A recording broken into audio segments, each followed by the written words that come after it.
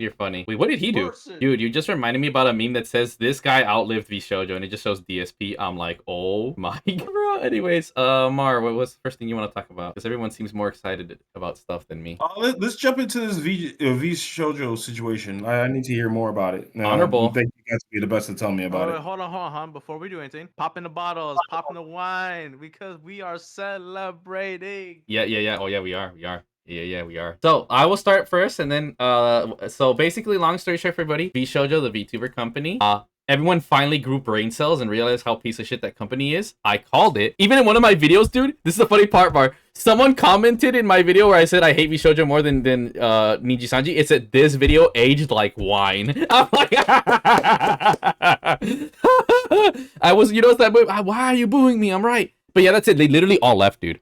They all left, which is crazy to me because I think half of them should have left because they're pieces of shit anyways and they belong in that company. But yeah, they all left. The big VTuber, specifically the Latinian one, you know, the biggest VTuber ever. And Honorable, take it from there. Honorable. Hunter. Hello out there. Is he there? Well, I mean, that's the gist of it. I guess if he doesn't want to finish it, that's fine. Any further questions, sir? Oh, the main reason that started it, though, is because Iron Mouse, the VTuber, is known for doing a charity for people who are fucked up. And apparently they held like at least half the money and did not give it to the charity. And I guess that was the final straw. I mean, to me, what honestly bothers me personally is that they should have been left. Because like, I already called them out before. They have someone like Fruit. Fruit did this shit all the time. But because it was an individual, whatever, it's like, you know, and mind you, Iron Mouse, she's a good person, right? She was just, it's a bad crowd kind of thing, right? And her, maybe the other half, because I don't know most of them. But yeah, no, they were shady as fuck. You know, I mean, even Codes is like, oh, wow, a company being shady. Who would have guessed? But yeah, heck, even one quit live too, like on stream saying, oh, whatever, I don't know. But yeah, no, it was a big shindig. Now, see, I called it. Now there's only one, and it's Hololive. Niji Sanju's irrelevant. VShojo I knew was going to crash, and I called it. But yeah, everyone's, you know, fucking calling and, you know, or talking about it. Some people took a break. Yeah,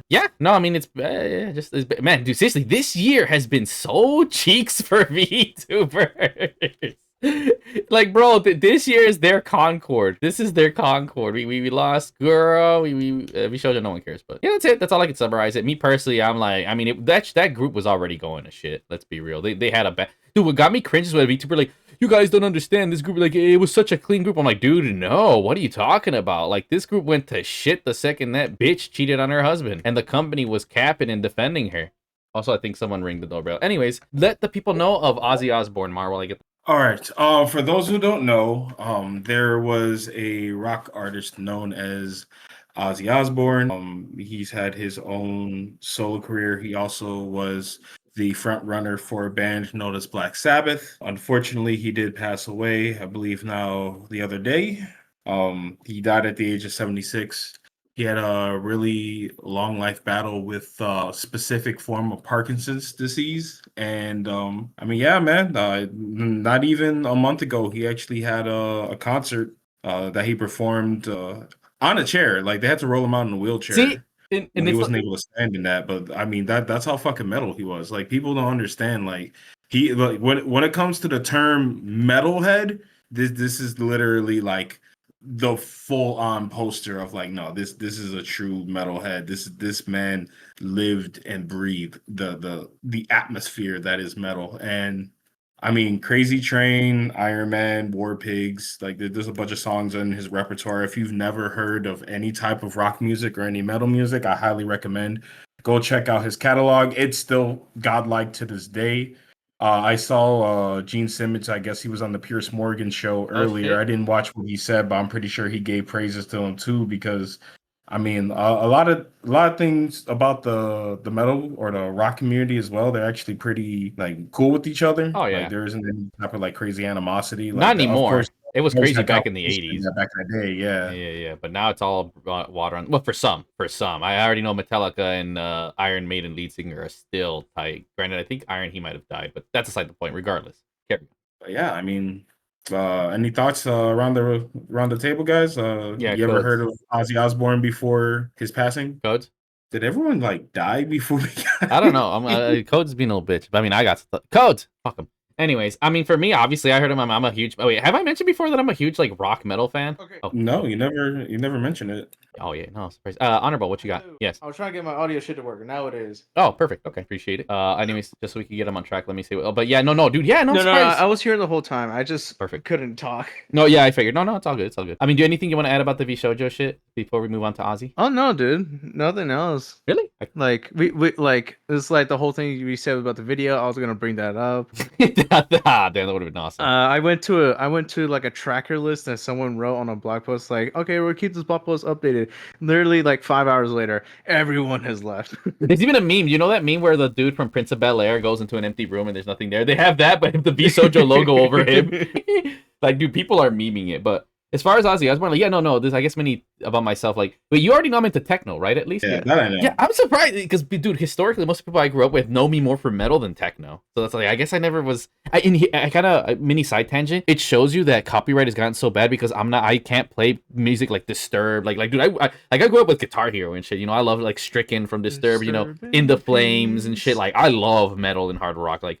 Basically, like, my big three is classical music, pop, and rock. But I like the variations of them, right? From different, you know, the classical era, the romantic era. But for rock and pop, like, to me, rock and pop are like the normal mode. And then there's the easy mode, like slow pop or happy pop or J-pop. Or, you know, like I guess they call it alternative, whatever. But, and then but as knowing my extroverted self, techno and metal are my favorite because they're higher beats per minute versions of rock and pop. That's how I look at it, right? Like, rock's the bass, pop's the bass. And all the other versions are just like different difficulties of a video game. Like, that's what they really are, you know. And then of course, like, the top being like liquid metal, screamo, fucking what's that one shit that's like, those are obviously my favorite metal and techno are the ones that are so fast people call it gibberish, and I'm like, dude, this is music to me. But what's the other one? Hard bass or something where they have like 200 to 300 beats per minute. That shit's fucking crackhead as fuck. I forgot what that shit's called. My friend got me into it, but it's called me making music samples. Yeah. But also, I did start making my first song way back in high school in a PS3 thing. And I tend to have I tend to have a feel more for, like, it's in this order: techno, classical, and metal. And they have very similar composure. The only reason with metal is a bit harder for me is due to the fact that I don't really play any instruments. And if I were to be, I would be the drummer, which makes me think I really should have picked Dorito Head because she's the leader like I am. But I vibe more with Redhead's energy. But yeah, no, dude, huge metal dude, everything. So of course Ozzy Osbourne. No, what me? What was that? Was it crazy? What was that last song he released? I mean, it was. I listened to it all the time in high school, back in around 2012, between 2014. Like, no, Ozzy Osbourne's one of the few rock artists that could still slap even after years later. Most especially 80s pop music, and it's like, this is what it is to me. Like, I get it, it is metal, but to me, like, I respect Ozzy or whatever. I'm okay with it being metal if you still look great and you're like, you know, like, you look like the dude from Disturbed. But when you're all, you know, in a wheelchair, I'm like, that kind of kills the metal. But I respect it, but I just can't look at it because, like, to me, metal's like, nah, bro, you gotta be hard. Even if you're 80 or 50, I better see you swole like goddamn Master Roshi. If you're scrawny as a twig on a wheelchair, that's sad. That's not metal, you know? Or at least, no, let me ask you this. Was the wheelchair metal as fuck, in which case it gets a pass? Was it? Because honestly, if you haven't seen it before, I should. That's the only reason, because the thing is, you can't just take a wheelchair. Like, no. You know, like, you know, because I feel more sad, and it's like, bro, whatever you do. I mean, hey, cool, whatever. That's one. I respect them and everything, but like, you gotta do it right. I will still hold you to a stand. Oh no, you know what my favorite meme was? It says Ozzy Osbourne going into heaven, meeting other metal artists, and it has that meme. It smell like bitch in here.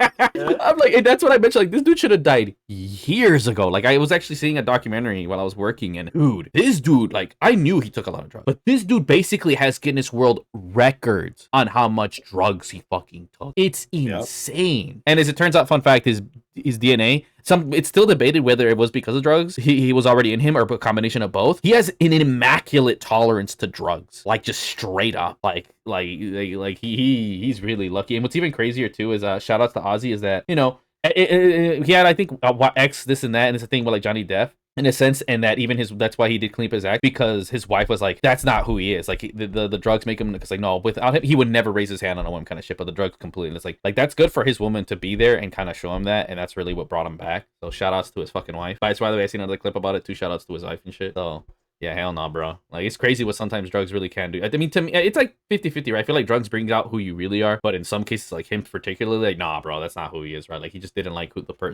that person was when he got into like hard drugs. But yeah, no. So Ozzy Osbourne is a fucking legend, you know. Rest in peace. Dude, I found that out before I went to watch a movie yesterday. Funny. Yeah, I'm curious actually. As the resident Zoomy, what's do kids even know who the hell he is, or are they too busy with TikTok? No, dude. Of course. My daughter does. You know what I would have guessed they said on Twitter? Oh, is he like that actor for that new movie? Oh hell no. Yeah. The Zoomers. Like I don't really expect them to know it. Fair enough. Thank you. I just needed an update to confirm my biases. But yeah, in other news, what else do we got, you guys? Those are the big two that I heard everyone was talking about, so I wanted to get them out the way. I'm looking at my notes. Man, without a doubt, like those are like the biggest. I don't think you can get any bigger than that, to be honest. I guess there was a small thing about like shojo holding the money thing. Was like people just donated 500K after that was announced. Oh yeah. Like they were withholding, so they just donated another more 500,000. Which, goddamn, Chad music be playing right now. Also, I'm watching the real life fake wizard about Nintendo Switch 2, and he's talking about how apparently it's rumored that it's sold 5 million, but it's not confirmed. And even then, only a handful of games. Like the main one selling is literally Donkey Kong and Mario Kart, and it's mainly the cucks. Outside of that it's of course that it's region locked in Japan. It's cheaper, but no one's really actually buying it. There's no influence. Like he's basically saying that you remember my video where no one cares about the Switch drop. So he's just kind of confirming. I haven't finished the video, but on top of that, I guess to round up for gaming news too was that so Nintendo Switch price hikes are insane by what's his face. Let's see what else. Oh yeah. Did you guys notice? I don't know if you know. This happened with Doom. We didn't mention it last Vibecast, but Doom Eternal kind of showed a trend, and it was already there a little bit, but now it's becoming the norm. Sadly, that 70 is here to stay for shitty AAA's. And by the way, Battlefield 6 is rumored to be fucking $70 or $80. Like no, this 70 to 60 price tag. No, yeah, 70 to 80 price tag. It's here to fucking stay. And they're not. And it's annoying. I would have to actually retract on that now because I don't know if you guys heard this earlier today. Microsoft did announce that they're backtracking on making their next game, Outer Worlds 2, $80. It's no longer going to be $80. Wow!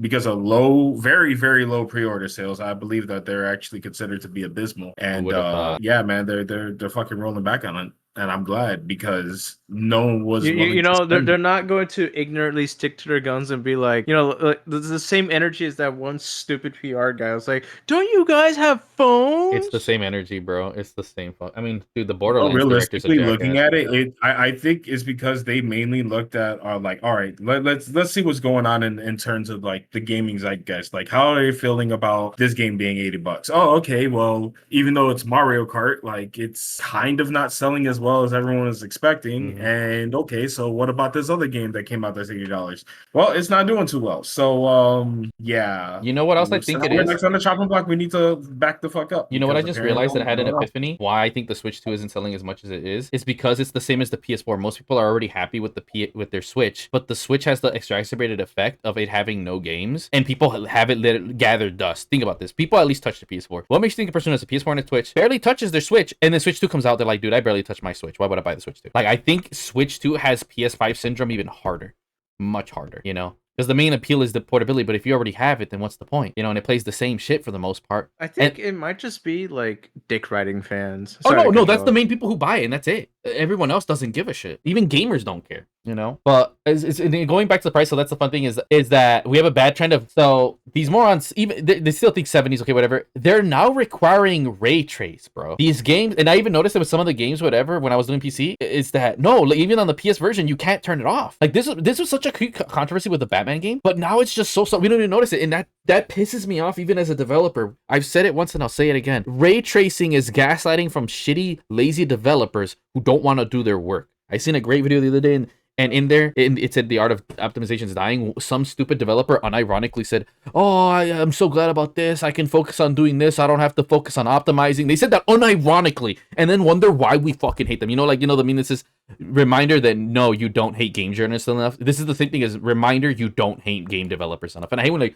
oh, it's actually the companies. No. The one who makes the decision DLCs, that's the CEO. The games being shit is 1000% developers, because we've seen it. EA and Ubisoft haven't changed for years. They've just been gotten worse. But games were good back then. Now they're shit and they charge too much. I am gonna blame the developers. Also, you can't blame the CEO for the game running like shit. Like, that's 1000% the developers, Because these fuckers don't know anything about games. But yeah, so and again, another thing is they're already selling low. Like there's a thing that says like, oh yeah, you know what do we do when we're selling? Oh, let's make our games higher so then less people can buy our shit. Wait, why is no one buying our shit? You know, like that's a meme, and it's like that's the only reason I think indies have even been popping off at all, bro. People because they're tired. They're like, oh, let me go look at something else, right? And then a lot of the fucking creators are actually recommending indie stuff. You know, even for shooters, like I said, we got that Insurgency Sandstorm, Escape from Tarkov. They've been gaining like a lot of other games that have been those like right, they're fairly known, even whatever. They're growing because people like there's big content creators and they make good videos, and they're like, oh shit, now I want to get this. And oh, dude, further proof, like PC gaming is growing and people are kind of getting tired of PC, mainly gamers, is that a micro center opened up in some location. I forgot what it was, and it's doing fairly well. It goes to show that there is a demand. Even when I do go to micro center, it's more busy now than it has been the last years I've gone. Like PC gaming is definitely rising up. It'll never be mainstream. It never will be. I hate when people want to try to gaslight it, that. But the fact that we see such a bump in interest is always a very good sign. And at the end of the day, as much as Sony might have said in Xbox, Steam is far more indie friendly and is the home of indie far more than Xbox and PlayStation, especially now with how we've seen how kind of shitty both can be and kind of don't care and care way too much about whatever stupid shit they're on, But yeah, so that's what's going on, whatever. I mean, I all already know I tuned out of AAA years ago, and I'm not the only one, and the money's just catching up. And them charging more isn't going to change anything. Heck, it just makes me want to buy it less. Heck, I mean, dude, Battlefield 2040, whatever, you can just get it for free on Game Pass or get it for $10. And the same thing's going to happen with Battlefield 6. You can only burn people so much. And that's really what it is. Even if they made them 60 and this, that, whatever, people are just too burned out, Like we already know Skyrim 6 is going to be garbage. Like, Bethesda doesn't have the same, I mean, I don't know. That's just me. But, anything else you guys want to add? Well, it's funny that you're talking about these other companies. Mm-hmm. Like, Ubisoft may potentially, this might be a clickbait or not, future prediction that Ubisoft has shot the last toe of their foot with the release of their NFT game 2 years fucking too late. Oh my! Speaking of and Ubisoft, this was a pattern that happened like many years ago already. But like this one might just be like I said, the last toe that they shot to completely fuck over the company. I mean, on top of that, to hear the stupid statement said, "Oh man, nothing lasts forever," kind of shit. It's like, yes, no. I got a better statement than that. Hmm. Oh, microtransactions are the best thing that happen to video games. It keeps the life cycle of the game rolling. Oh my god, they said so many things. I mean, basically, now we loop this into the whole. I already made a video, so I won't talk about it. Mar, you know what I'm talking about? What's that called? Or you two? What's the games? Forever. You guys talk about it. You know what I'm talking about, right? That movement that everyone's Stop killing games. Yeah, okay, cool. Carry it from SKG. here. I'll let you guys take it from here since I already talked about it. Your thoughts? SKG, or as I like to call it, the SVC 74. It's a shortened AK 47 that was introduced in Black Ops 1. Mar? What's that again? What's your thoughts on the whole stop killing games thing? I was expecting Mar to take over. Oh, the whole stop killing game situation. How far into it are you guys, by the way? I mean, I already made a video about it, so that's why I'm saying as little as possible. All right, well, the entire initiative to stop killing signatures. games is kind of in a wonky situation right now because it seems like a lot of the bigger companies are trying to take down the guy who was kind of spearheading the movement. Well, I wouldn't necessarily say spearheading the movement. He was more or less like bringing attention, putting prevalence onto the movement and how important it is. Mm-hmm. And they're trying to make it seem like oh yeah, that this guy shouldn't even be allowed to be a part of it because X, Y, and Z, and he should be getting paid this much money. If that's so, then he's not eligible for blah blah blah. It's just a bunch of stupid ass jargon of them trying to make it seem like he's not a legitimate person to be listening to. And I mean, we should expect this anyway because bigwig companies obviously don't want us to fucking go against them in any way, shape, or form. So they're gonna do everything possible to make it seem like the person that we have on our side is like the worst possible person, but all he really wants to do is to make sure that the games that we spend all this money on don't fucking die entirely, but it is what it is. I mean, and the crazy thing is it's been confirmed that the main reason too, I mean, companies have realized, especially I think the Steam chart, because I don't think they cared as much, but it wasn't until Steam released the fact that more people play older games than new games. And they didn't care before, right? Because but now they realize, oh, old games are eating into our profit. Like, they think about it. They're trying to charge more and get more people, and they're like, oh, they genuinely see the direct correlation. It's odd how this is the one thing they're not fucking blind or deaf on or tone deaf. That, yeah, your older games are destroying your newer ones. Like, that is straight up fact. Because Zoomers are even like, wait, these boomers have a point. Silent Hill on the PS2 is way better.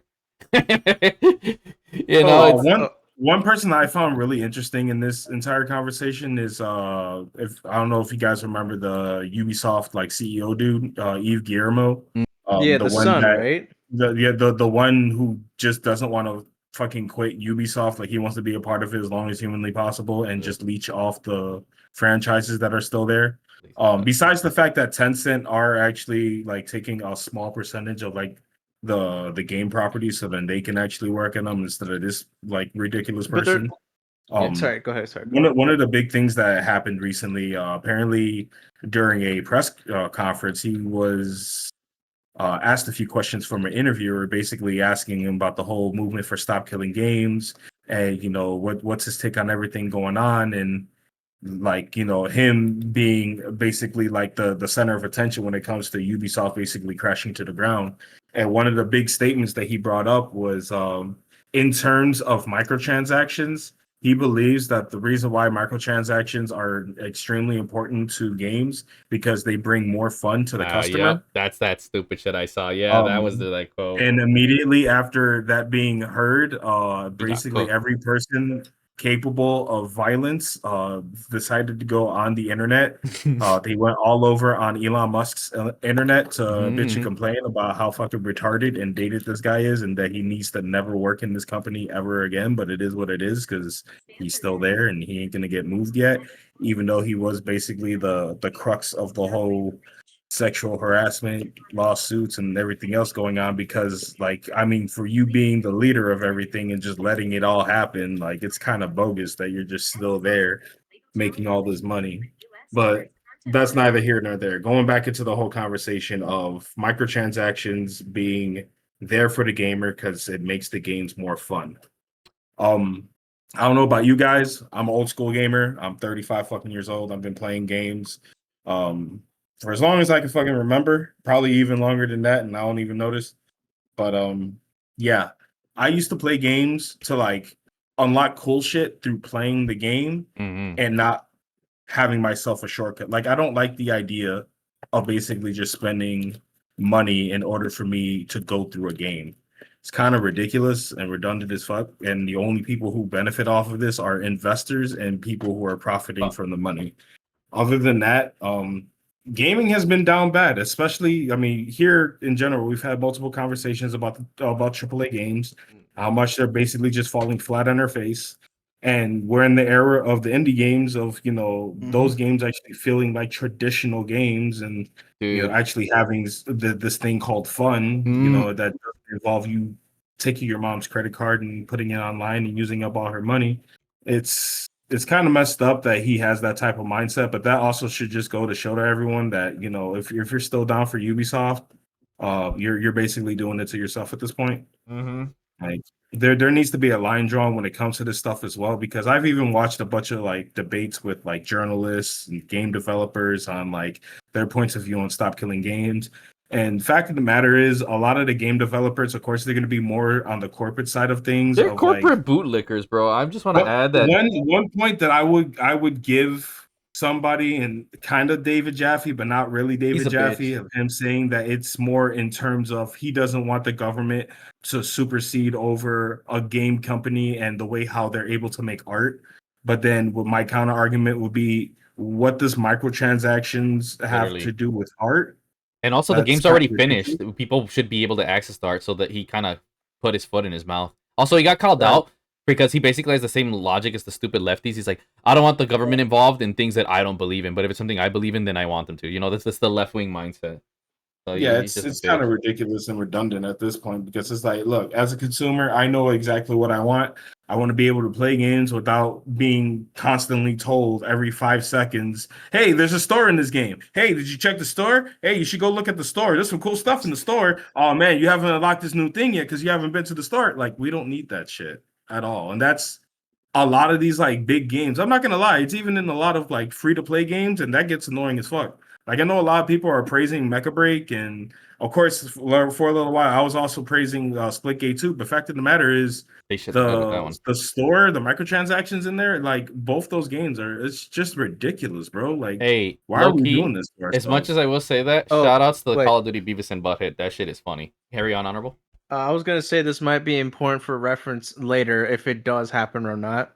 The dude who was writing the movement for the Stop Killing Games Mhm. is not suicidal and has not shown any previous Oh shit! psychological trauma. Damn. All right, carry And on. the second thing, there's something sure. else that's going on in the background that's riding off of this as well. Mm-hmm. That's like some kind of like harassment movement that like some Fuck? stupid group is doing. Oh. I don't know what it is, but basically they were able to convince a lot of like what is it, like banking cards like MasterCard and Visa Oh, to like stop like the whole like adult theming in video oh, games. yeah, for real. Yeah, that's been And it happening. did Good have a job. small adverse effect because because with the changes to their terms of services, it affected a part of Steam as well with their services where they had to take down a whole bunch of like, I mean, granted, it was just a bunch of shitty adult games that like no one gave a fuck about. So But actually, they're like wait. they're like pushing way too far ahead to be like, no, it can't just be only these games. No, it has to be the mainstream games like Grand Theft Auto, fucking Greatest Gamers YouTube channel. I don't know. No. Actually, what it is that you can't purchase game. I mean, in case you guys don't know, Visa and Mastercard have been on a weird crusade on trying to judge what you can and can't buy. Like, oh, you can't put money in a port. Like, first of all, it's as long as it isn't anything illegal, you know, sure, whatever, right? But like, no, most of the shit's legal, and they're making it like in Steam Passive where you cannot directly buy a lot of this shit with your Visa gift card. You'd have to go and buy Steam cards or, you know, use PayPal or something. It's so weird to me. Like, it's so dumb. Like, oh, you could circumvent it very easily, but it's still dumb. It's still very, very dumb. And the funny thing is, there's a video that called out the stupidity of it. Like, bro, like, okay, we get the shitty, you know, garbage, you know, visual novel games that no one cares about. They're basically just smut. Okay, I guess. But the fact they're putting up to legitimate products that are considered art and have real budgets, and these companies, as we've seen before, will put money to fight you in court, and you put them side by side, it hurts your case that you're trying to make. So at the end of the day, these are just fucking idiots, out of touch boomers who listen to Zoomers and millennials on what the people quote want. That's really what this is. I think BlackRock is one of the main ones that's involved. Keep hearing their bitch ass. But yeah, carry on, Honorable. It's kind of funny we're having this conversation while I'm in the middle of playing a Gooner game, so keep going. Yeah, Honorable. Well, at least the Gooner games have an infinite amount of marketing and microtransactions. Oh god. Shout outs to Subverse. I don't even know what that is. Oh, actually, okay, wait. Before we move on. Don't worry. Yeah, no. But the one thing I do want to add, we already talked about stupid David Jaffe's lame gay ass. Like, dude, and what's crazy about the Stop Killing Games, all it is like the main reason it even started is for online games like The Crew and then sort of MMOs where like, hey, just give us the source code for the servers. Because here's the funny thing, people can do this. All it is, it's basically, here's a better way to put it. It's like the ray tracing without being stupid. Like, the main thing was, hey, can you give me the password so we can make our own servers? And they're like, no. Like, that was the main thing. Everything else was already there. Like, Ubisoft wants you to destroy your own disc. Like, that's stupid. Like, oh, God. But I was trying to remember what I... Destroy your property, guys. You're no longer going to own your games. Oh, right. There's also, like, this thing with, like gaming companies are, like, switching the terms from, like, owning to, like... Oh, that's wild. To, like, what is it? Renting? What's the word I'm looking for? No, not renting. They're trying to be slick with the word. Whatever, regardless. That's it. You're like unlocking it, which we touched on before. Yeah. Like, but it's like they're trying to be so slick with the changes and like how popular Stop Killing Games is. Some of these companies are already like making these like slick little changes to be like, you don't own this, you unlocked it before Stop Killing Games passed this. You know what's so funny is the futility of this is the fact that they all have copyright and it will fucking expire. So it's like it's almost like a bunch of old people trying to find the elixir to immortality, and they just need to accept their fate. You know, like there's games right now, believe it or not, there is a kind of suitor law where if you don't maintain your copyright, it is public domain, and there is an actual site. Fun fact, you guys, I forgot what it's called. I mean, I put it below, where there are games that are unsupported. Like basically, either the publisher's out, the creators died, there's no real maintenance, and basically it's been taken over by a public domain and it's given to the public. And literally, he has a bunch of other games, even some. Most of them are super omega niche. They've been doing a good job, and they have a handful. He even had some Sonic games, and he says like unless the company reclaims it, they will. And he had like a Sonic game or whatever that was unavailable for a while. Sega made that collection, and they took it off their site, true to their word. You know, kind of similar to the Internet Archive. They're very similar to them, but they're super focused on like PC stuff and a handful of like console shit. And it's like one of the most legitimate websites next to the archive. And that's where like abandonware. That's what it's called. It's abandonware. And abandonware is like a funny little loophole thing. So for a lot of these companies, like The Crew, basically a lot of these games like Anthem, whatever, they literally become abandonware, and that's all it is. Like it's already in public domain in a sense. We're just asking to make our job easier. You know, that's really what the main thing is like, can you just make our job easier? You know, they're going to do it. You know, it's something that's going to happen. And what's even crazy, especially in the age of the internet, besides the fact that legally they're already fucked, in terms of trying to fight back, you know, fight the power, like, dude, you are more fucked now than you are ever. Like, that's why to me, if you don't realize that the age of technology is that, like, bro, people can 3D print guns. As long as someone has the knowledge, know-how, and access, like, now more than ever, across the world, everybody has access to the tool of liberty and freedom, right? The information, like, good example, there's a thing that popped off a little bit where a girl from the Middle East or some bullshit was trying to get married off to her fucking cousin, but thanks to her telling her story and, you know, whatever it is, whatever, she got money to be able to leave the fucking country. Like, that's why, to me, I'm gonna be honest, maybe it's sort of tangent, I feel like we are reaching towards what's called type 1 or type 2 civilization, and the internet has been the catalyst to that, and the wide accessibility of it has changed everything. That's why I think, like, think about it, this is so stupid, right, that there will be law, and that's why there's another thing they're talking about with the whole censoring thing and everything, that there's laws that, like, oh, you can't watch gay porn in Texas, but you can watch it here, and then, oh, in another country this is legal, whatever. Like, we're the internet, this is the thing, that the technology and internet is far ahead of what human civilization is currently at. This is why I'm the huge, like, we need to be under one, like, the way technology is now, the fact that there's more than one country is fucking stupid. Because guess what? The internet doesn't play by your fucking rules. And on top of that, as I mentioned before, there's the main thing with, like, you can put as much restrictions as you want. You could do this, that, whatever, law. It's not going to stop it.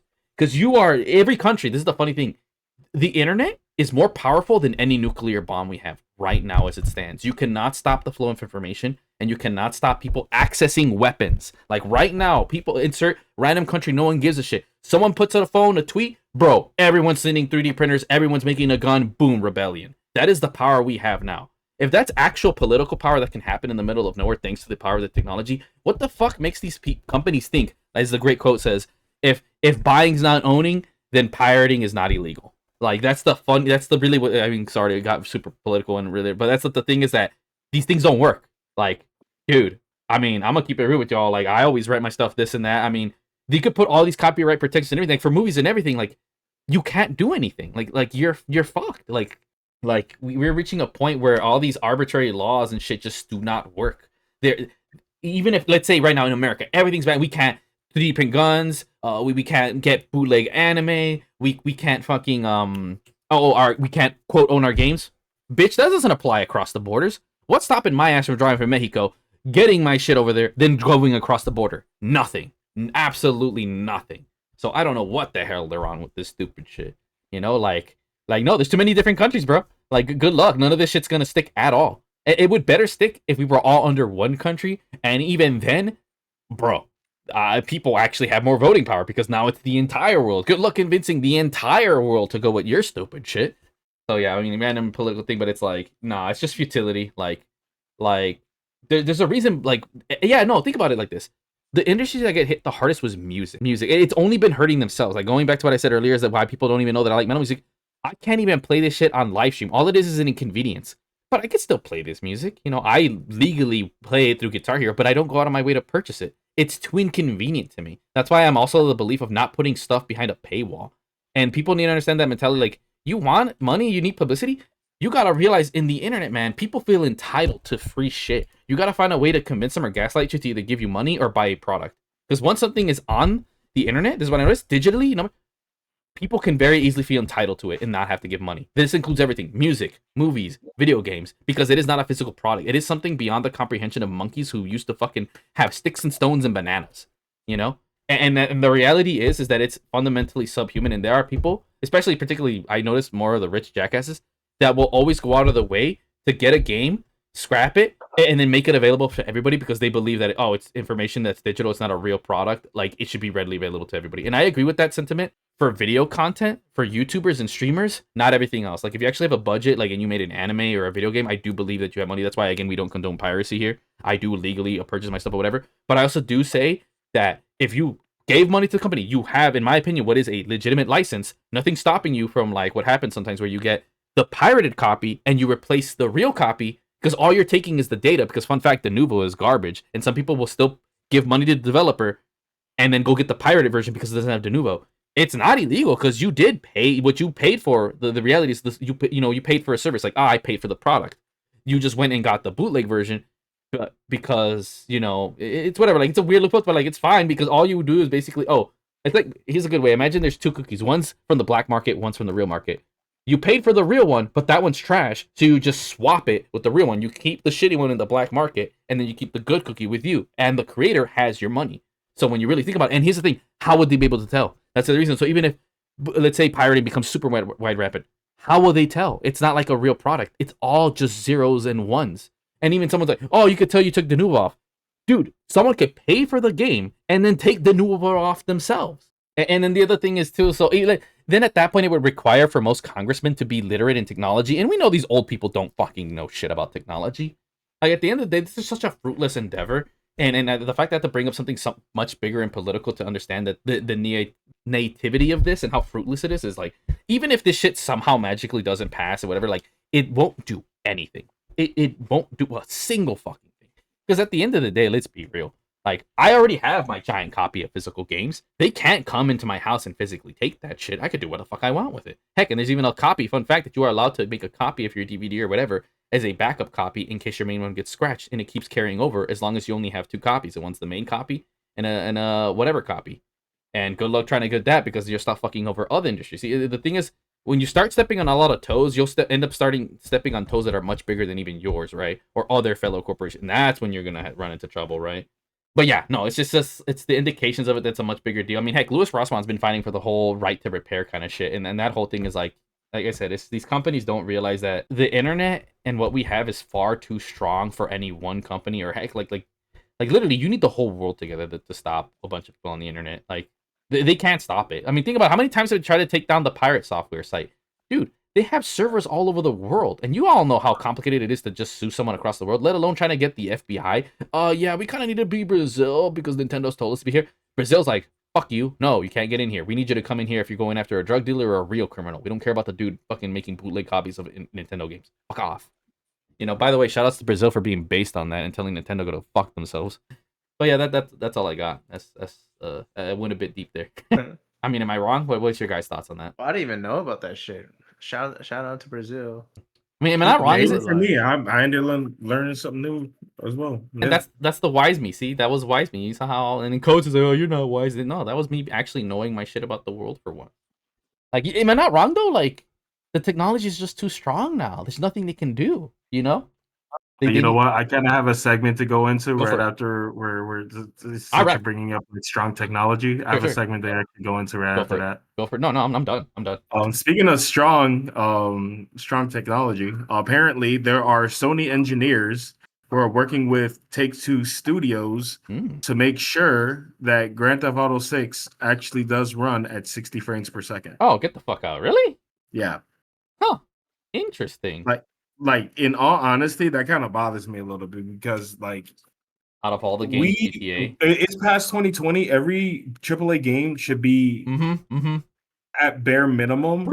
I would say 90 frames. Yes. Oh, based. Like the simple fact that I'm starting to hear rumors about like Grand Theft Auto 6 having a hard time trying to hit 60 frames per second on current gen consoles. Yeah, I'm not surprised. Have you seen that shit? It raises a lot of concerns, and like to be honest, I already know I'm gonna end up playing the game. I'm not gonna play it the same way how everyone else is. Like I'm gonna play through the story and pretty much be done with it. I'm pretty sure. Yeah, no, that's how most people would unless be. It's gonna be over $80. If it's gonna be over $80, I'm not gonna touch the game. Right. I mean, we could definitely wait. Me personally, I'm gonna wait till it comes to like PC or something and it's on Omega. So like I genuinely like Aris said it best. Aris actually commented on GTA 6. He's like, oh man, yeah, it looks amazing, but nothing about it looks fun. And he even said like, oh, he literally is calling it. He says it's gonna be trash because he said, look at what happened with Red Dead. The first one was super fun. Then you look at the second one, man's got gout. He could barely jump. And the last one, you can move fast. You could dual trick, And then like he says, what? Okay, it all looks amazing, but what about it looks fun? I just realized he's kind of quoting, Gabe Newell, like, oh, in real life I have to get a shopping list, whatever. What about that is fun? And that's when I think for sure most companies, and Take-Two is not too different, where we're losing the sauce. I think GTA 6 will be more fun than Red Dead, but maybe Aris has got a point. What if I'm calling it? Maybe they did learn. Maybe GTA 6. I feel like GTA 6 will have a long prologue that will be boring. But it won't be as bad as Red Dead 2, where it's like 4 to 6 hours of just the most boring shit on earth. Like, holy fuck. I think they learned their lesson. I'm like, hey, let's not make the length of a movie basically the intro to a video game. Like, that's what made me never want to touch Red Dead. I'm like, dude, I'm not in the mood to sit through. I'm like, I'm sorry. I play video games to play games. If I wanted to watch a movie, I'd watch a fucking movie. That's one of the biggest issues about games today too. Like a lot of games are way too long, and a lot of these games don't even need to be long at all. No, like I said Like, before, even like the RPGs, storyline of like Mortal Kombat 1 shouldn't be more than 10 hours, to be honest. dude. I'm Turn-based gonna be RPGs fair. shouldn't be more than 10 hours. I know that's gonna be a hot take for them. They're like, oh, it should be 100. No, 10 hours, bro. They're not that good. Chill. Honestly, the most that it should be would be 20 hours, and If that's it's good, not counting the grinding part. Like the they, grinding part is a whole other fucking story. yeah, no, make it. Grinding shouldn't exist. That's where I'm at, bro. Fuck that shit. Grinding stupid. Because I feel like the amount of grinding that they throw into games kind of like It's pads there the to timing it of like, literally. how long the game actually is. Look, bro. Unless Can you're we even expedition. talk about how the grinding even sometimes required you to buy shit anyways? Oh, dude, bruh. Dude, okay, I'll say this much. I know this might also do. I swear to God, the turn-based community definitely won't like my ass. I like when turn-based RPGs introduce microtransactions to speed up the grind. I genuinely like that. To me, I'd rather waste $1 instead of an hour. Like, it actually makes some games way more fucking playable. Good example, Persona 5. That game is too long, bro. If it wasn't for the DLC, I don't think I would have beat that game. Bro, I didn't even use the DLC in my first playthrough. Oh, dude, I tried. And then when I bought, and then I realized, oh, you didn't have to be the level. Then, dude, I was cooking at the final, and like, dude, literally, I wanted to kill myself at the end. Anyways, let's not drag on to that. But carry on. Carry on more. Side tangent I'll more. go I for sent you a really good meme format that I want to make. Oh, okay. No, I said it tomorrow. Oh, okay. I have to say, speaking of, what is your guys' thoughts on Perfect Dark getting canceled? Get canceled. I didn't really care. I actually have a little more insight about that. Go for it. The main reason why it got canceled is because the game was actually running like shit. Oh, cap! Everything. Apparently, behind the scenes, a lot of people are actually seeing like the full on gameplay of it. It's extremely choppy, and a lot of it was pretty bland. Like it wasn't anything that was like sticking out. Yeah. So no. basically, the best thing that we've seen is literally the trailer, and that's not necessarily like indicative of what was actually inside of the game itself. Wasn't there another game that got canceled? I forgot what it was, and I think it was a Sony IP or something. Whatever, doesn't matter. But you know what? This is probably the smartest decision we've seen ever, where they're like, you know what? We know this game's not gonna sell. We see the trend and everything, and it's not working out. Let's just cut our losses. This is the smartest decision I've ever seen a company make. Like, whoa. People don't like our chick with the mansion and mediocre looking gameplay, and it runs like shit. Yeah, let's just cut our losses, dog. I think we always talk about on this channel as well is definitely like the urgency of everyone needing to understand that, hey, guys, stop being hyped over overhyped shit that you really don't know much about, because a lot of it really just comes down to, oh man, I see thing, I'm excited about thing, man. Do you remember the last thing that came out? Like, it's basically just nostalgia at that point. You know what's funny? I think the last game, again, we know now it's good, or two games, but mainly one. Minecraft in space. I forgot the name already because I don't care. I think Cyberpunk is the biggest hit to the nuts for even normies to stop getting hyped about shit. Because I'm not gonna, after that game, I haven't seen anyone genuinely, unironically get hyped for something.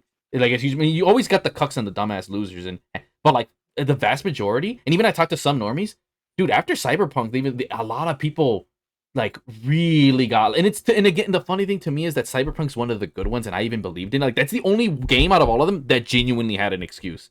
But because people were so hyped for it, and it goes to show you how stupid gamers are and they're not understanding. Like, you could have COD, it fucks up, whatever, but because the stories were good, whatever. But then a genuinely good game, but they get overhyped and they think it's gonna be super GTA. It's like, no, it's just like a Fallout, GTA, Deus Ex. And like, I had realistic, you know what I'm saying? People had unrealistic ass expectations. It didn't, like, and here's the other thing, even if Cyberpunk didn't launch shitty, they still would have shit on it, bro. I guarantee you. And ever since then, I think people have tempered their expectations a lot more. Because this, genuinely, I haven't seen the masses get hyped for anything after the Cyberpunk launch. So, oddly, we have to thank Cyberpunk for whipping, hold on. We got to thank them for doing this to normies. They said, get back to work. They said, like, no, seriously. Go for it. Go ahead. No, you're good. Okay. I was gonna say it's like they didn't learn the first time with like the previously hyped game that wasn't by a AAA studio, No Man's Sky. Right. I wish that would be like the one and last time that it would happen. But and what's crazy is both those games, I feel, definitely didn't deserve the shit they got as bad. Like, sure, for whatever. Because at the end of the day, I believed in both developers. But all the other games like COD, dude, that's what's so cringy to me. They got more mad at the games that didn't deserve it than the games that do. And this is the main reason why I do not listen to normies in a sense, right? Like I listen I to think them it's when just because like they have like a biased expectation. It's like, True. oh, even if it does do shit, just 2 updates, 150 gigabytes later is all good now. right, but for some reason the Cyberpunk and No Man's Sky didn't get a pass from a majority of gamers. But it's and like, normies. oh my god, I have to wait a fucking month for the game to actually get better.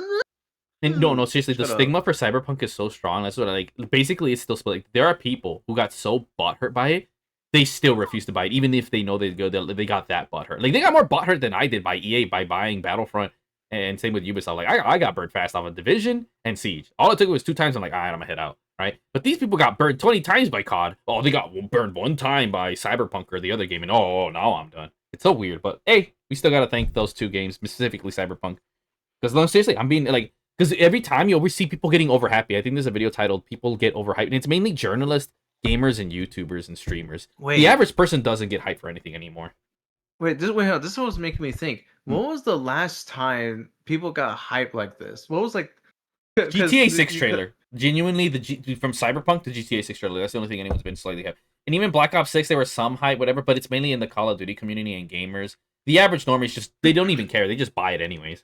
I was gonna say specifically before No Man's Sky, like probably the 4th. No, that was 4th generation. So this would be the 3rd generation. Right. No, there was What definitely a game was couple super games. Destiny, overhyped? the first Destiny was pretty hyped. The first Division was pretty hyped. The second one, nobody cared about either of them. Like, no, a lot of games were pretty, especially PS4 generation. A lot of games were getting hyped. I remember, like, I heard it all the time when I was at school, and then I got out. Like, no. Basically, around PS4 generation, games were still being hyped. I mean, heck, Spider-Man, whatever, and even, heck, early PS5, some games were kind of like good examples. That's some of the shitty ass fucking exclusives, and then no one ended up buying or playing them. I mean, God of War was hyped, but then everyone shut up about it. It's like one of those games where everyone talks about it, but then after it comes out, no one talks about it anymore. Like that's what happened a lot at the end of the PS4 and the early PS5, and then people just kind of realize, oh, PS5 has no games. Oh, Cyberpunk was overrated as shit. Like there definitely is. You saw a trend. Like even Assassin's Creed was like, it rode the train off of no, it died after Unity. After Unity, I never seen anyone get hyped for an Assassin's Creed game anymore because it had the Cyberpunk. Like it was such a bad launch. Ever since then, I don't think I've ever heard anyone get hyped for Assassin's Creed ever. Never. That's why I hated that people even brought up this last shitty one that came out. I'm like, bro, no one even knows Ubisoft made a game after Black Flag. Who's even mentioning this shit? Well, they made that one with the Vikings, and what about the other one? With the as someone who is like, what, in Egypt, and then dude, the one where Greek mythology where you can fight Medusa. Dude, I seen a little bit of some of them. And they all look like shit. Like, dude, I lost it the second I heard you had to grind in Assassin's Creed. They look like shit. They look the exact same. Like shit. Yeah, quite literally. Where honestly, is the if you're artistic gonna play direction? any one of them, just play Origins because at least that one has a decent enough story to actually be enjoyable, and it isn't just like woke slop. Dude, basically that's what the other games are. Do you know what even else on top of that? Point, you just gotta sit there and tell yourself, like, man, do I really need to play the same shit over and over and over again, just in different skins? Like, nah. Dude, what's crazy to me, how showed Assassin's Creed is no longer even the same game, was when I seen the Egypt and the Valhalla one, when not only did they make it an open world Ubisoft game, Assassin's Creed, I mean, Brotherhood had it, but it was like, it felt like you were going in Rome, and even then it wasn't as bad as like Far Cry, that you had to this is where I lost. This is why to me God of War is stupid, and same with New Assassin's Creed. Y'all made linear games that are action and maybe stealth, and then you added RPG elements to them and open world. Like what? No, what got me was the fact that you cannot stealth kill in Assassin's Creed if someone is a higher level than you. That is the stupidest shit. That's the same reason I didn't play The Division. If I get a headshot, you better drop dead. If I slit your throat, you better drop dead. I don't give a fuck what gear you're wearing. That's what about my health, bro? That's so stupid. Which I'm like, what about my $50 deluxe bundle armor? Well, then that'll help you. But shoutouts to Valhalla. Apparently, they have a feature where you could turn that off. I was like, okay, you know what? Then I could fuck with that. Like, thank God. But that just goes to show the incompetence of Ubisoft because they put it in one game but not the other ones afterwards. Oh, you know what else that is too? The other problem that I have about it's, by the way, as someone who is like 10% Viking, I am very offended that they did not accurately represent my culture. I am very, very pissed. Seriously, what is it with you, dude? What is it with these companies offending me? Spider-Man 2 offends my language. Valhalla offends my people, and Assassin's Creed Japan offends my future home. Like, Holy shit. I mean, we've established the main reason why all of these companies will do their best to offend you is because they're doing their best to appease to everyone, and by appeasing everyone, they appease no one. You know what's and you know what? I just realized the other like I don't get offended a lot, bro. Like I've literally had to deal with racists in my life. I've never been offended by a racist. I just look at them like, damn, you're stupid. I've been more offended by video games than I have by real people. And like not even like lobbies either. Not even literally going into a lobby and hearing people. Like it's literally just the legitimate decisions that they make in some of these games is just ridiculous. I mean, no, you know what it is too? I'd rather like a tweet said, I'd rather you just call me a slur at this point. I really would. I'd rather you call me a San Edward or whatever other shit. I would rather you call me all that shit than Latinx. I will fucking jaw the shit out of you. Do not call me that. Like, dude, I would rather be in a Modern Warfare lobby and go to sleep to that than a single moron tweeting, we here at Halo want to represent the Latinx community. I am going to find who wrote this and kick you in the nuts. Like, bro, I'd rather go in a League fucking game, and we all know I hate League, and have someone tell me how they will come to my house and murder my family. I would rather listen to him than you and that ugly-ass gay shit. Like, that is how offended I get. Which, by the way, shoutouts to Call of Duty World War II for, like, that one offends me the most, because everything else, okay, that's my race, my people, but to me, what offends me the most in World War II, y'all took one of the most serious settings in the world, which goes to show you how stupid these people are. They call everyone a Nazi, they don't know what it is, which I also cringe when people, you know, will be like, oh man, the current administration, they're like the Nazi. I'm like, this is why censorship is bad, because you dumbasses took away the Nazi symbols, and you guys didn't show a real campaign of what actual Nazis did, that no one even knows what a Nazi is anymore. And then you have these goofy outfits in the fucking World War II lobbies that no one even knows what a Nazi is anymore. And to me, it's like, not only does it show that this censorship has made people even stupider, and they want to call a funny orange man who has make memes and want to compare him to a funny mustache man, when it's like, dude, no. If anything, you guys are more of the mustache man. He's all about, you know, right to bear arms, which Nazis weren't, and they don't get that concept. But it's the fact, like, it offended me so much, like, seeing these outfits and everything. Like, bro, people literally died. Like, if you're, I mean, unless you're that one country that was neutral, and then you're the exception. But everyone on this planet knows or has someone related to them by blood, or even then, like, everyone. It's called World War for a fucking reason. I know I have family members. I don't have to know who it is, but someone in my family definitely served in that fucking war. There is no one that isn't attached to that fucking war in some shape or capacity. And the fact that you want to insult our fallen bloodline or relatives and family for some stupid shit, that's the number one thing that offended me the most. I'm like, you know what? You offend my people of Viking, of Latinian, and my future home of Japan, but I draw the line when you offend the entire planet. Because, oh man, we don't have these stupid skins. Oh, look at how goofy we are. Oh, we're gonna have attachments to fucking shotguns when those don't exist. Like, oh, that shit bothers me so much. And it pisses me off too, because World War II unironically has some of the best netcode and the best shotguns in Call of Duty history, and that pisses me off. Like, damn, why does this game actually play good, but it's the most offensive COD game I've ever fucking played? Like, that's half the reason why I don't like playing too much. Okay, whatever, and I'll play shit. And then I just stop, because, like when the second I start to see people in stupid outfits, I literally want to just exit the game. Honestly, I don't even know how you bared Call of Duty after, like, Advanced Warfare, Infinity Warfare. I like those. Those are good games. Black Ops 4. Okay, we don't talk about Black Ops 4.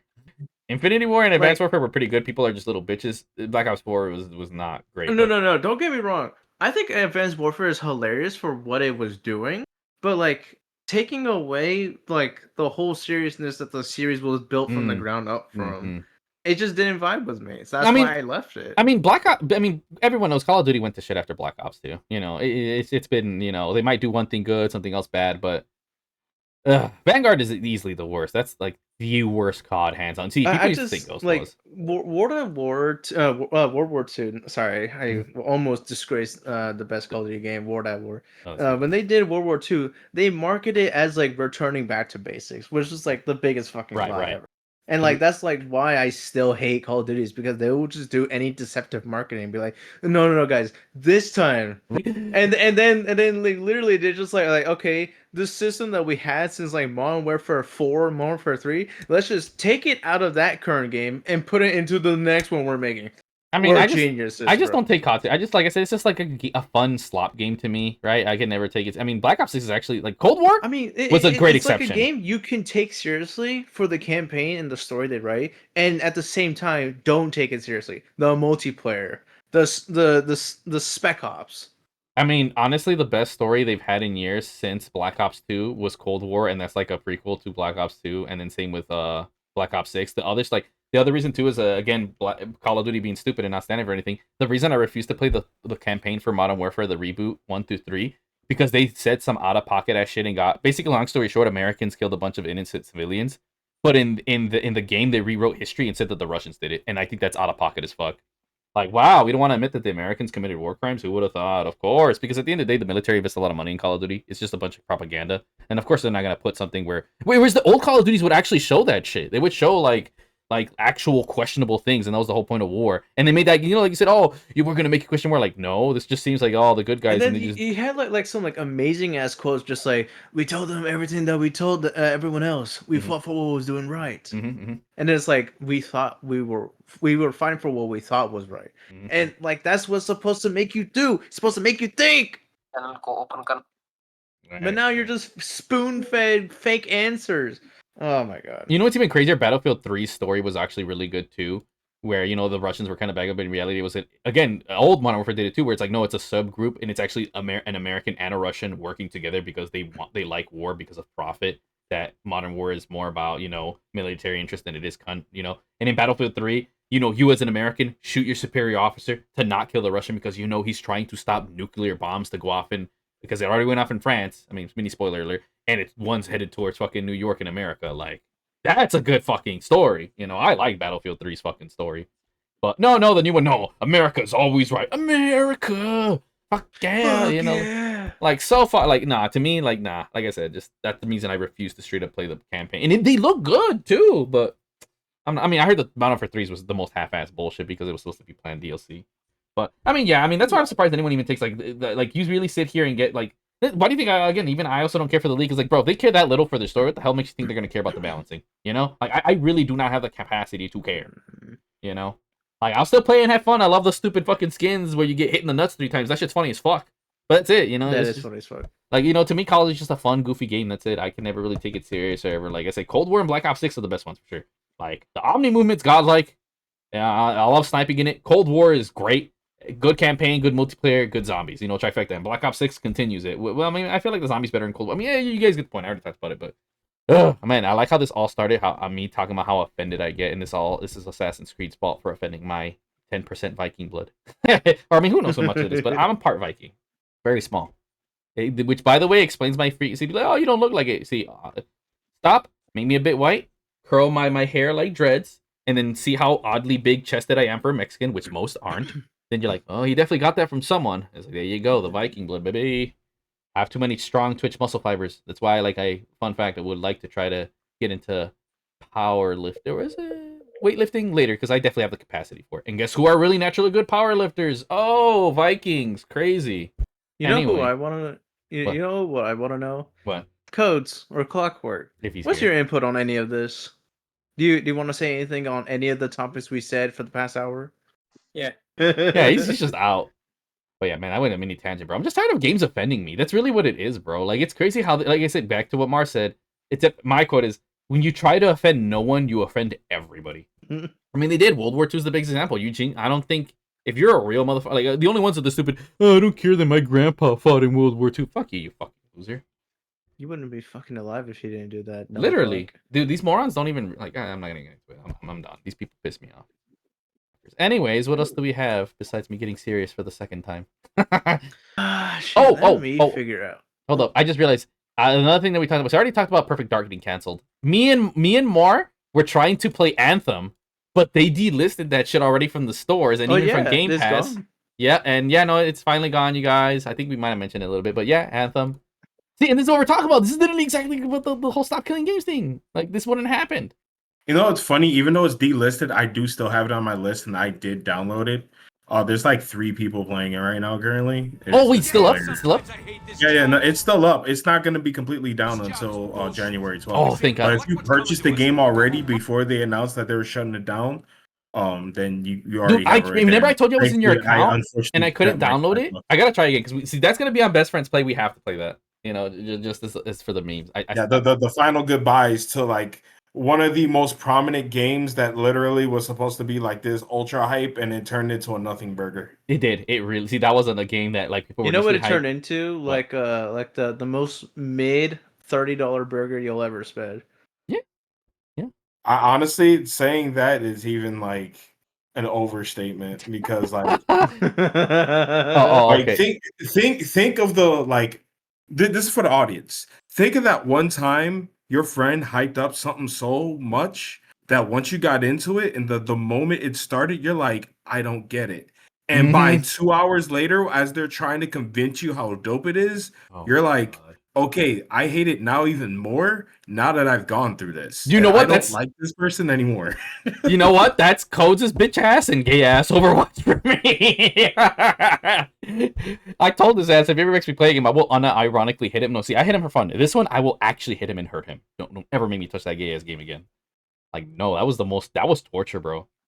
That was torture. But yeah, we all. I mean, I've had this before for other shitty games too. Yeah, everyone has that friend that tries to gaslight you. No. My friend was like this when he tried getting me into Megadeth, and I honestly thought that was the most mid band I've ever heard in my life. I'm like, dude, this is just booty water version of Metallica. I'm not listening to this. Oh, but he's like the former guitarist and singer for Metallica. It's like, yeah, well, he should have stayed that way because he sucks ass in his own band.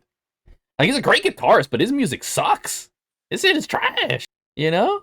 Like, fuck, it's like, imagine if a pro player, like, oh man, he might be the best Street Fighter player, and then you make him make a game and the dude sucks ass. Like, yeah, no shit. Making a game and being a pro gamer are not the same. Same as being a good guitarist and being a good musician writer is not the same. That dude sucks ass. But yeah, no, dude, he You was know the... a game is super trash when no one wants to buy your shit. Ooh, that's a good song. I like that. Also, just fine, I don't want to talk about this. Yeah, I like how everything always keeps looking back to the stop game shit. Is that loser apparently got so butthurt that so many people signed it and he's a little bitch that Arthur? yeah. We still gotta make the meme. That he stopping making Still his gotta MMO. make that meme about him. Yeah, I know. And then it also did release, and everyone's like, "Yo, this game's trash."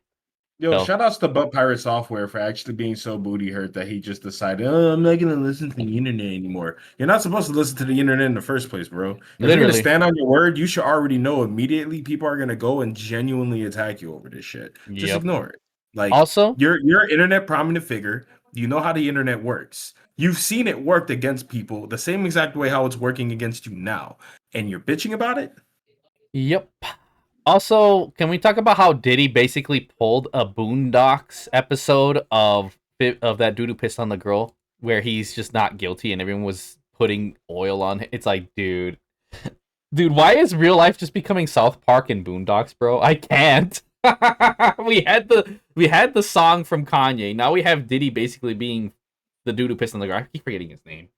Like, what is, I'm Mar, what is your thoughts on Diddy getting oiled by his fans, bro? Like, that's so, like, dude, that's so, this is the problem, like, especially, like, I would say ghetto, but, like, no, I don't think it's just ghetto people, like, no, it's just people in general, how y'all will put people on a pedestal, even if they did the most out-of-pocket evil shit, just because, oh, that's my favorite streamer, oh, that's my favorite music, like, dude, just because someone makes, like, separate the art from the artist kind of thing, it's like, just because they might have done this good thing does not make them a good fucking person, bro.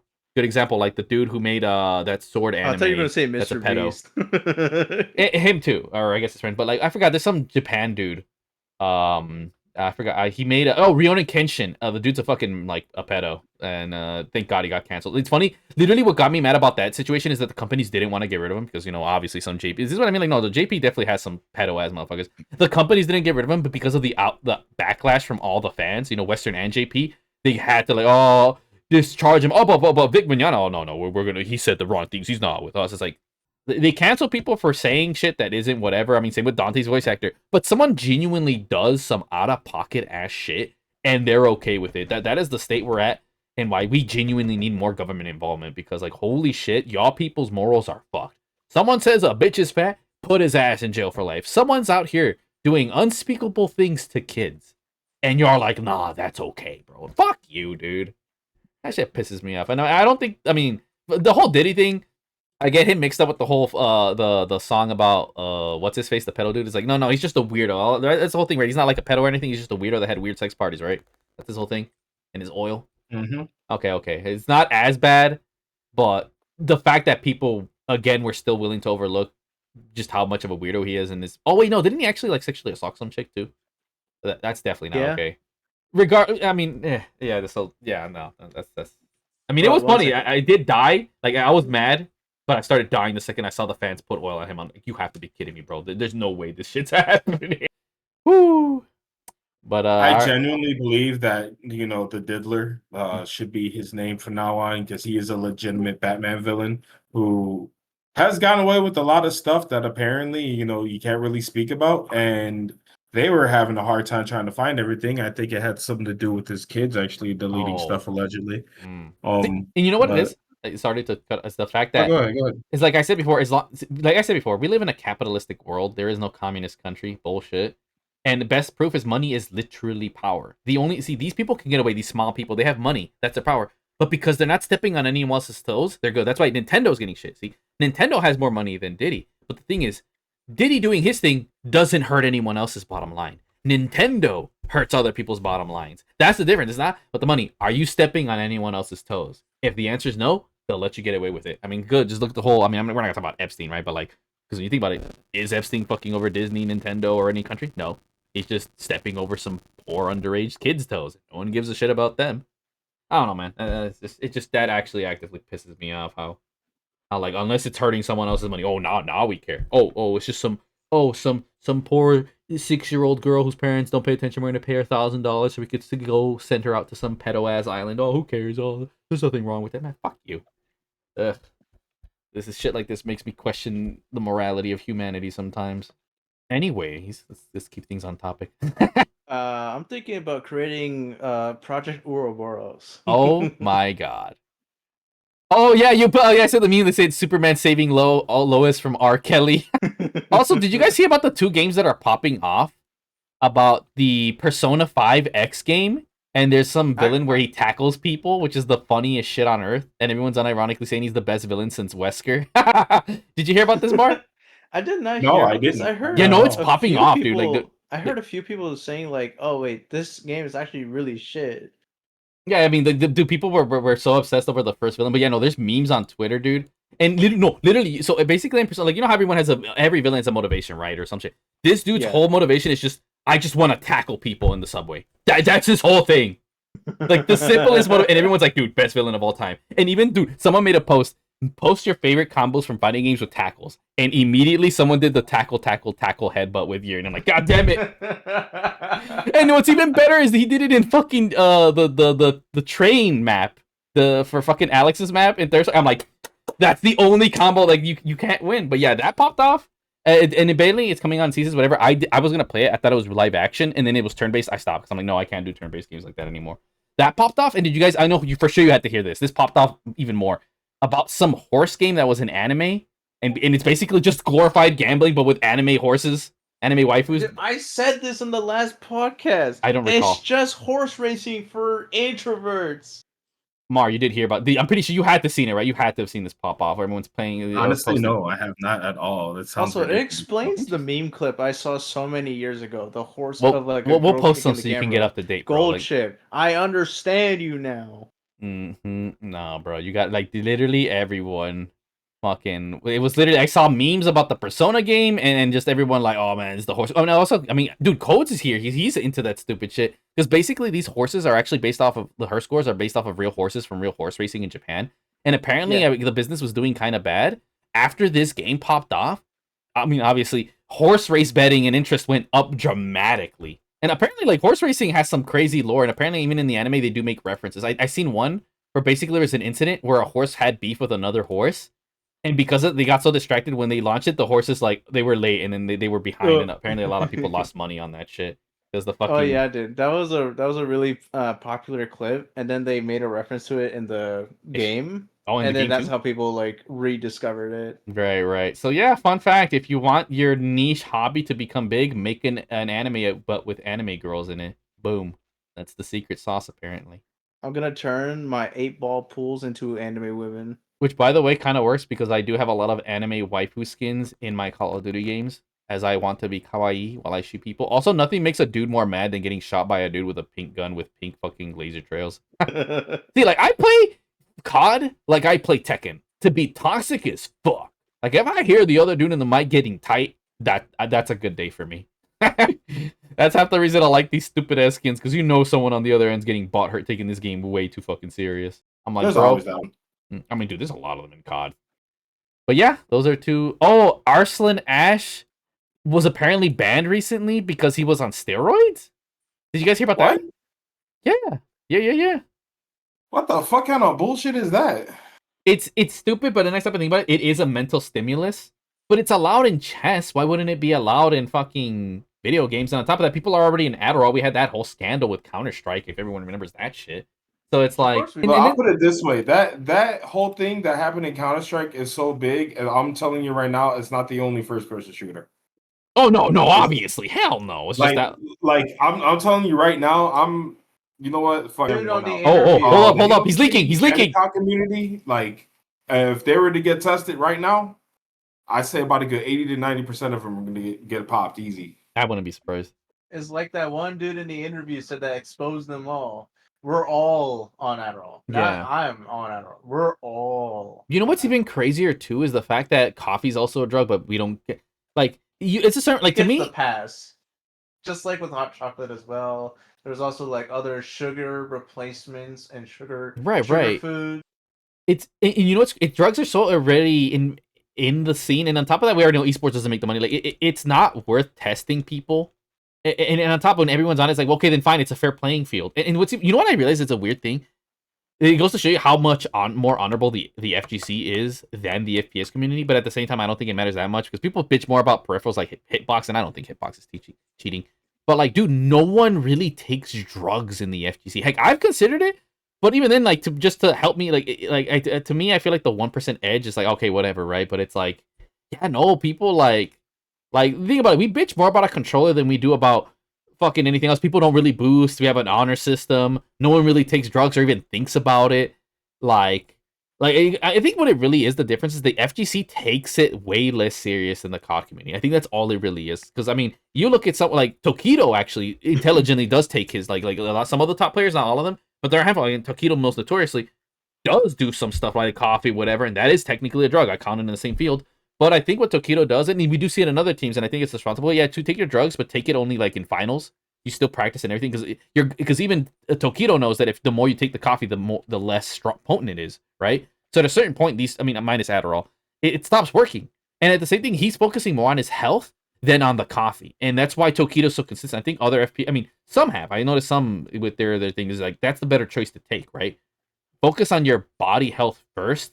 That'll see far more improvements in the long term than a simple short term coffee or Adderall. You know, like I personally am not opposed to drugs in the esports community, primarily because it's just too expensive to test everyone, and everyone's on it in some way, shape, or form, anyways. And at the end of the day, in my opinion, I do not think the drug or the peripheral makes the player, whether it's FGC or in esports. Because, like I said, a lot of them are on Adderall, but the people who got there because of their commitment and love for the esport, not because of the drugs.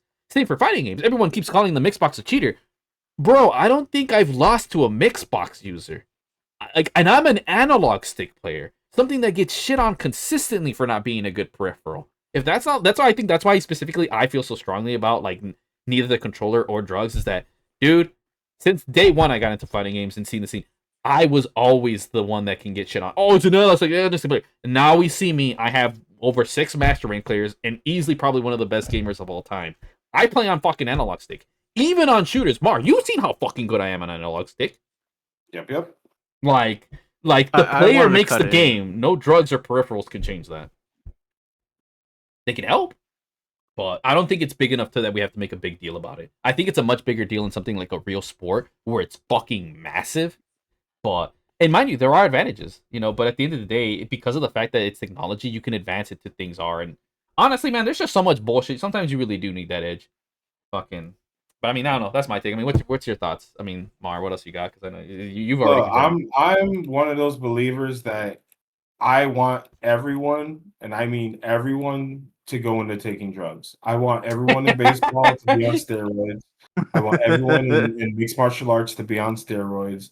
Like, why not? I would rather have these guys be pumped up with drugs, doing the absolute most. Like, imagine if they start taking drugs in the NBA, it's gonna start looking like NBA Jam after a while.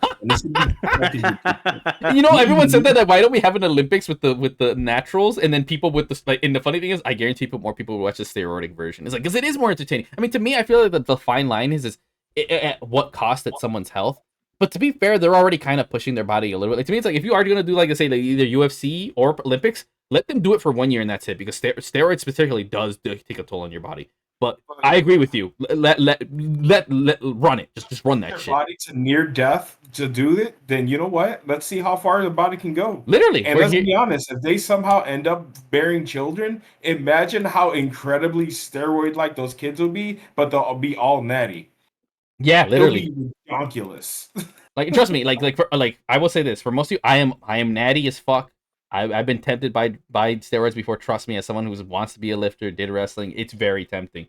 But unless you're at that level, I say no. It's not even worth it, bro. Focus more on your health. They're already, like, here's the thing. A lot of, especially wrestling, believe it or not, most of those guys have injuries, this and that. And even in the UFC, I seen a video that says that there's a reason no one lasts longer than 1 to 2 or 3 years. You know, brain damage is a real fucking thing. You know, like, that's what I'm saying. They're already going to get damaged. If they're going to do it, make sure you make it like, okay, you can only be for a year if you're going to do the steroid thing. You know? Because they get that's why it's really good to limit your availability online, guys, because let's be honest, a lot of you are getting a lot of brain rot just from going on the internet, going on Elon's internet, trying to act like you're an activist or whatever, and then all of a sudden or talking to his new sex bot. Oh my, yeah, can we actually, yeah, well, what is your guys' thoughts on Grok being a waifu? What the fuck is up with that? Okay. He wants to build his honestly, own. It's a lot better than the majority of these women. He wants to build his own little anime harem. That's so weird, bro. I mean, honestly, if I'm a rich person and I can literally do whatever the hell I want, I would go down a crazy ass route like that just for shits and giggles. See, you know what? Who else is gonna do it? Nobody. You know what it is? It's showing how down bad. No. I just want to get this out. Go. I wouldn't mind the whole thing if it just wasn't a sex bot. Just don't make it a sex box, and but it won't be problematic. But I know why he's doing it. But I'm just saying it wouldn't be a terrible thing if it wasn't a sex bot. Hey, look, bro. Right, go ahead. Yeah, no, I was to say it shows you how down bad the thing is. I mean, I don't know if you heard this, Mar. I think you did, Honorable. It's weird how we had this happen at the same time. Baby grok on top of this conversation as well. Oh God. Is the internet is just, I mean, Codes mentioned it earlier, how just Japan is just so many simpy in my group. We're gonna make this a requirement in my future VTuber group. Everyone has to have a boyfriend or be married. No single, so we can't give people false hope. Because you people need to get the fuck off the internet and touch grass, bro. Holy fuck. Is that there's a VTuber, I didn't even know, there's one cute chibi VTuber, she's fairly new. And barely people found out on stream that she announced that she's getting married. It's like, apparently she already has a baby. I know exactly who you're talking about. Yeah, no, she's some. I like her. No. She does not have a baby. Oh, or wait, hold on. Which one are you talking about? You said she has a baby? Yeah, apparently she already has a baby and she's getting married. So she's already been like, yeah. And apparently because it was caught, they can hear a bebe.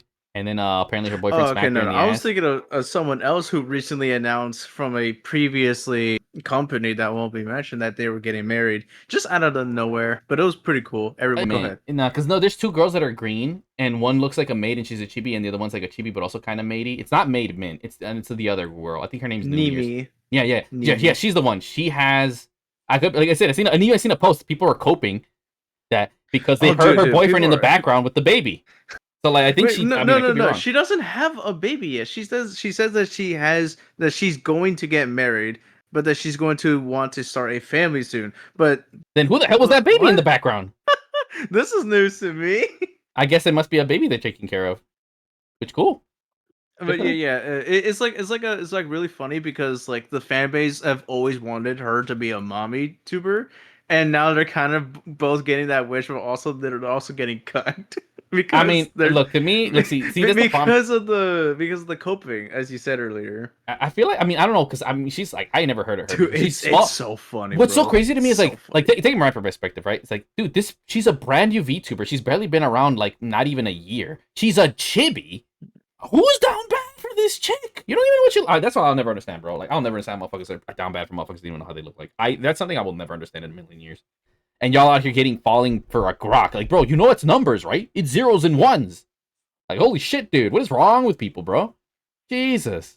This is why y'all get no hoes, bro. That's like a whole litmus test to me. If you can be down bad for not a real bitch or a bitch you don't like, I think that signals to other bitches that is a beta male. We don't want that. We want the Giga Chad who looks at that shit and goes, get the fuck out. You know, and whatever, regardless. I'm not going to get into it. We already talked about a Valentine's special, but yeah, so that's fun. Baby grok. And apparently a lot of people are child parented Oh no, not parented.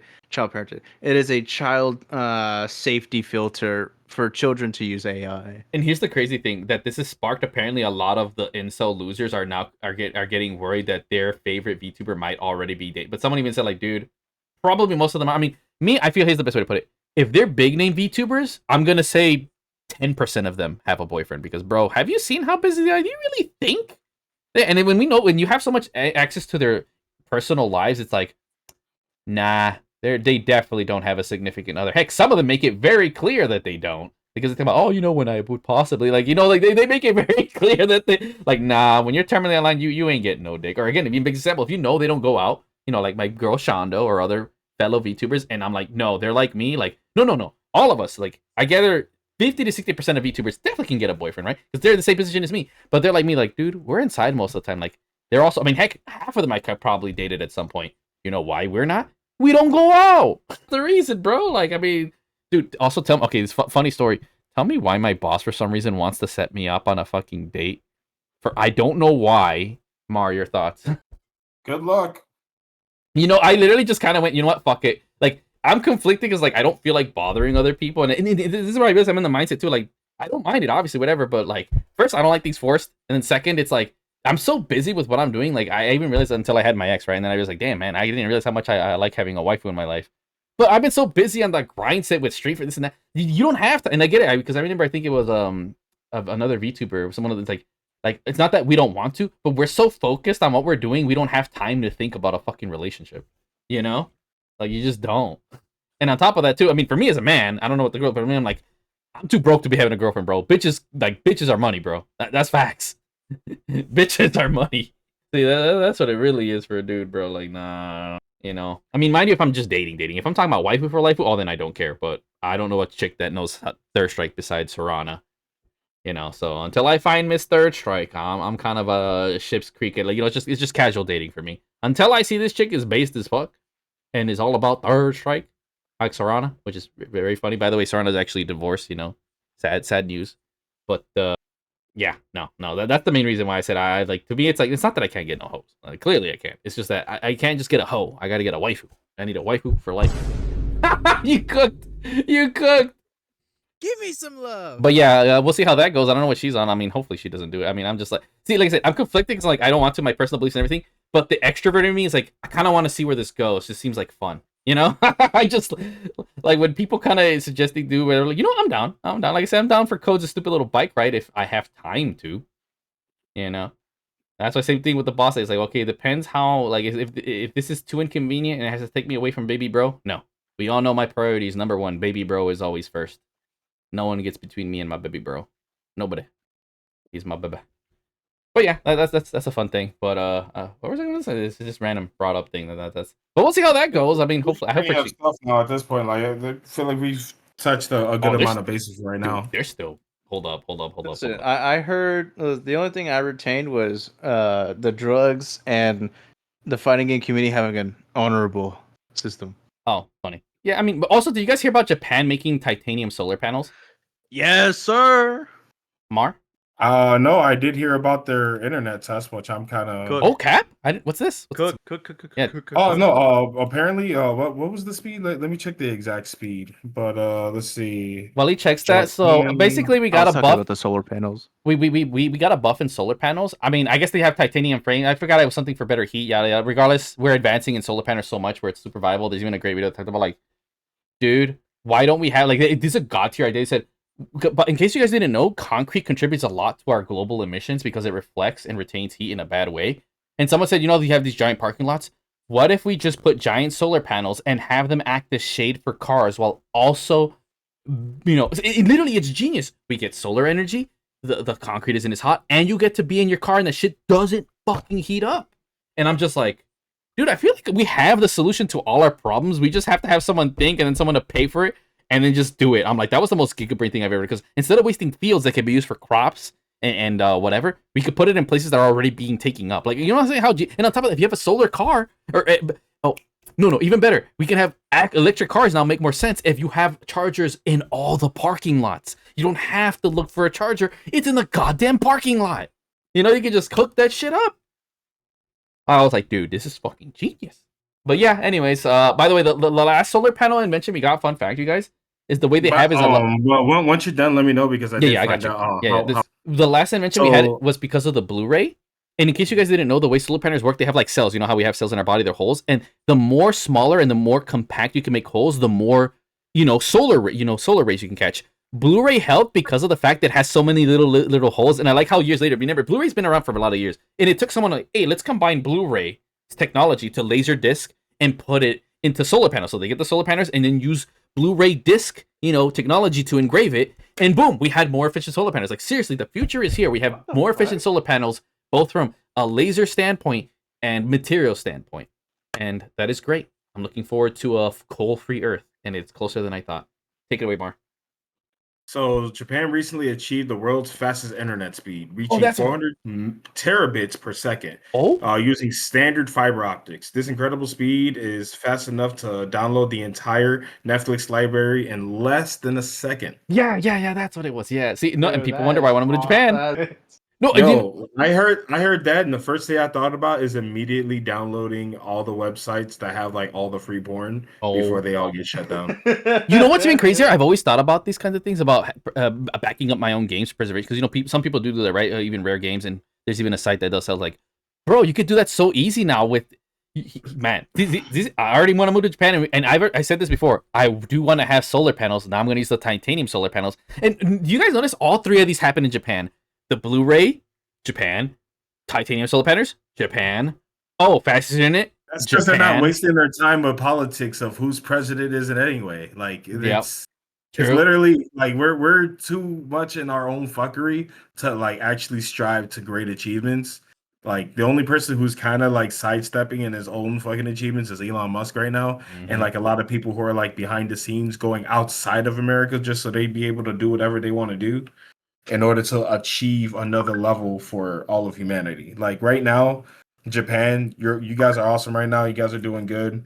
I can't wait to see what else is going to come out of this. I'm pretty sure at this point, you guys definitely do have a fleet of Gundams that you guys are just holding out on us. And God. When the time comes for World War III, you will unleash them.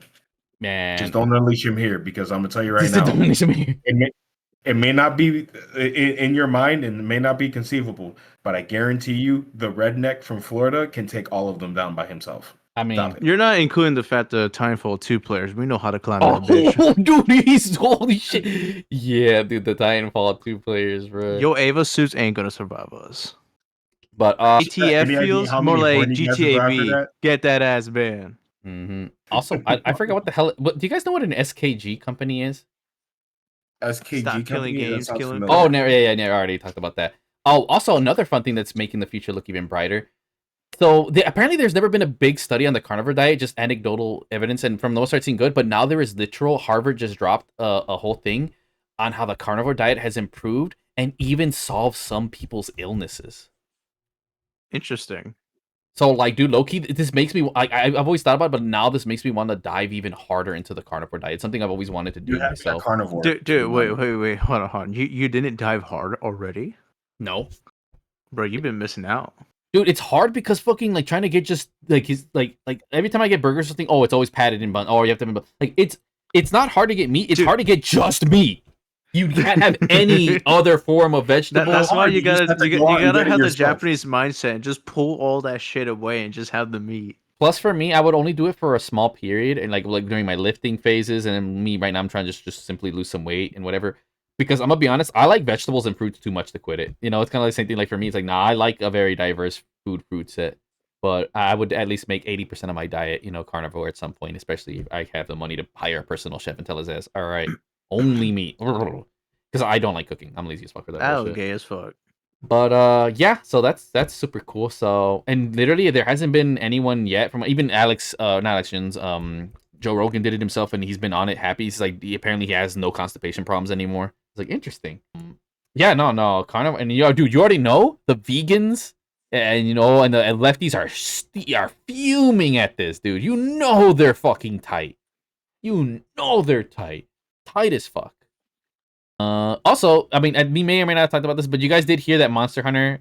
I mean, again, apologies if I did mention this before, you guys. Monster Hunter was gonna have a conference about how optimized the game is, but they canceled it after all the bad reviews, which is really cringe to me. And again, further showing how companies are fucking just so delusional that they really were going to make a panel about, oh man, how we did such a good job optimizing Monster Hunter. It's like, dude, that game runs like shit. You guys did hear about that, right? Or did I mention it last time or no? No, you mentioned it last time. Okay. Did I mention about how Asmund showed on Twitch and even other ones that they get way more money on Kick than they do on Twitch? Yep. I mentioned that. Okay. Oh, okay, then I have these all down. Who the hell is on Kick anyway? Dude, they tried hitting up Aris. Started on Kick. I'm gonna actually start streaming again this weekend. I just haven't had the time because there's been so much shit going on. But my weekend is actually pretty open, and I'm actually going to take. If anything, please, everyone, I will put his Kick down below. We really need to support Kick more. They've been trying to turn shit around, and I mean, they always have. But Kick really is just better. And to me, the main reason I love Kick is the freedom of speech, bro. Like, I mean, right now, freedom of speech, you can't just say stupid, super out of pocket shit and not expect consequences or level of stupidity. 100 followers, I will start playing my Gooner games on Kick. But to me, it's just the absolute hypocrisy and over-policing of Twitch that I don't like. That's what I don't fucking like. Like, I'm gonna keep it real. I love saying the R word. I love saying the FAG word. That shit's funny as fuck. Fuck you, I will not stop saying that shit. That's the number. I love calling people flags. Yeah, like, it's so retard. Oh, well, I don't give a shit. But I'll try to stop myself. We gotta come up with new terms. That's like Rakanishu. Remember that shit? I like Rakanishu. Okay, we did this one time on one of our Vibecast. We need to come up with new ways to say slurs and swears, mainly because I like money on YouTube. That's the only reason. If it wasn't for that, and we still have to find a way to say shit, but it has to sound like it's offensive as fuck. Like Rakanishu, dude. Oh, that shit's so good. Yeah. I mean, is there anything else that happened recently while I looked through my history? I feel like nothing much. I think I will only remember the Superman movie for the marketing, where like 1/3 of it was carried by a Latina woman. Oh my god, Mar, what were you gonna say? Wait, have you guys watched the Superman movie? I wanted to actually. I wanted to. I'm gonna spoil it for him. I mean, no, you can. This is a slight spoiler, but I'm going to say this. Lex Luthor is the best fucking character. I don't care what anyone says. When you are literally so fucking petty and a genius to the point where you literally go out of your way to literally confiscate as much shit as possible in order for you to go and literally ruin a person's life for all eternity, you are an achievement, and everyone should strive to be like you. The Lex Luthor in this movie was the fucking shit. He made me want to be like, I came out the theater wanting to be petty. But I wanted to be petty to the fucking people that I bought the tickets from. I wanted to be petty to the guy who was sitting like 3 rows in front of me and just start randomly throwing pop. Like, he motivated me to be as petty as humanly possible because he turned pettiness into an art form to the point where like his genius it's not even genius, it's just pettiness. He is intelligent because he's petty. That's the only reason why. I don't care what anyone says. I mean, you're not even wrong. Okay. Were you gonna care what I'm gonna say, because this is gonna make you hate me? I hate the stupid continuity shit that Superman, not Superman, superhero movies do, where it's oh yeah, we're just not gonna explain that one cataclysmic adverse effect shit going on in the background because plot needs to develop. You're not gonna have a black. You're not gonna have a black hole in the Earth's core, or at least in the layer, and not made a pocket universe. That's not. And from him activating the pocket universe around different points of the world, it actually starts growing. Like basically, it's like cosmic mold. The way how it ended up building up right there, he accelerated. How is it not gone? No, this is just comic book stupid. Comic book logic. Yeah. Yes, comic book logic. Anyways, by the way, in small news, not too much. No one gives a shit about the RTX 50 series again. They're overpriced. Also, they're on sale at Micro Center. Micro Center is having sales. Go check them out, especially remember.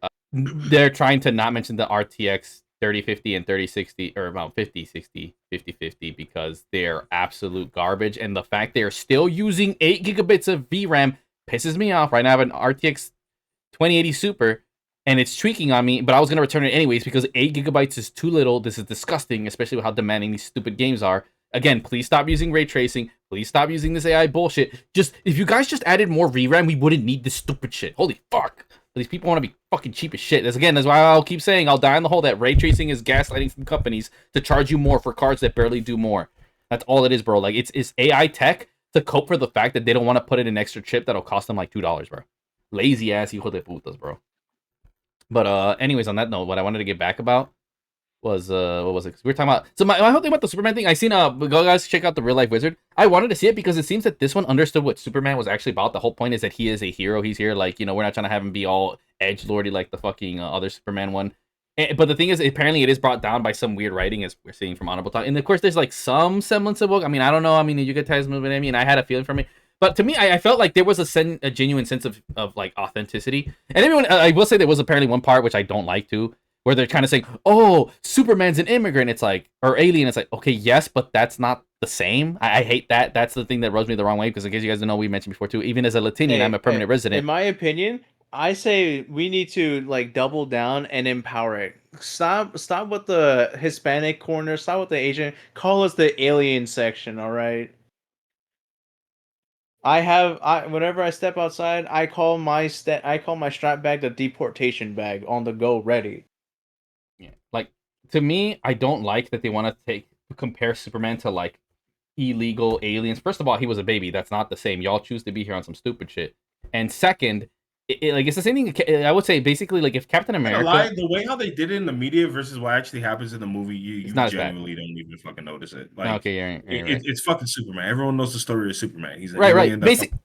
Basically, the thing that I got from this, like, basically it's split, like, from Real Life Wizard, and I can see why. Like, basically, it's like, obviously the director's a bit on the stupid side, whatever, but this is what movies used to be. Even if you have a certain political leaning, you focus on what the core of the message is, and maybe put your belief in there, but it doesn't overshadow the main thing. Because I could tell, like, I get it from the trailers, like, they get what Superman is, like he is the hero. He's here to inspire and everything. And fun fact, that again, because the whole thing is that they get it because Captain America and Superman was all this and that. They are, like, in a sense, like, they're very pro-American, right? They're into the beliefs and everything. But there are several issues where both have stated their disdain for some parts of the government. Heck, Captain America denounced his citizen. It was Superman who denounced the citizenship, right? They're very pro for the ideas, but not anti-government, but just like. So the same thing is, like, if Captain America and Superman were in our world, they would say they would be okay. Like, yes, people are opportunity, this and that, but they would be like, hey, let's say this is illegal. They cross the border. Superman would come and be like, this is not safe. You can't do this. He would grab the Mexican, put him across the other end of the border, and then actually see, same thing this is what I love about DC Comics. Like, same with Batman. He doesn't just beat up villains. He talks about the things that no one wants to talk about, the boring, the paperwork, and everything. Like, Superman would personally reassure him, like, if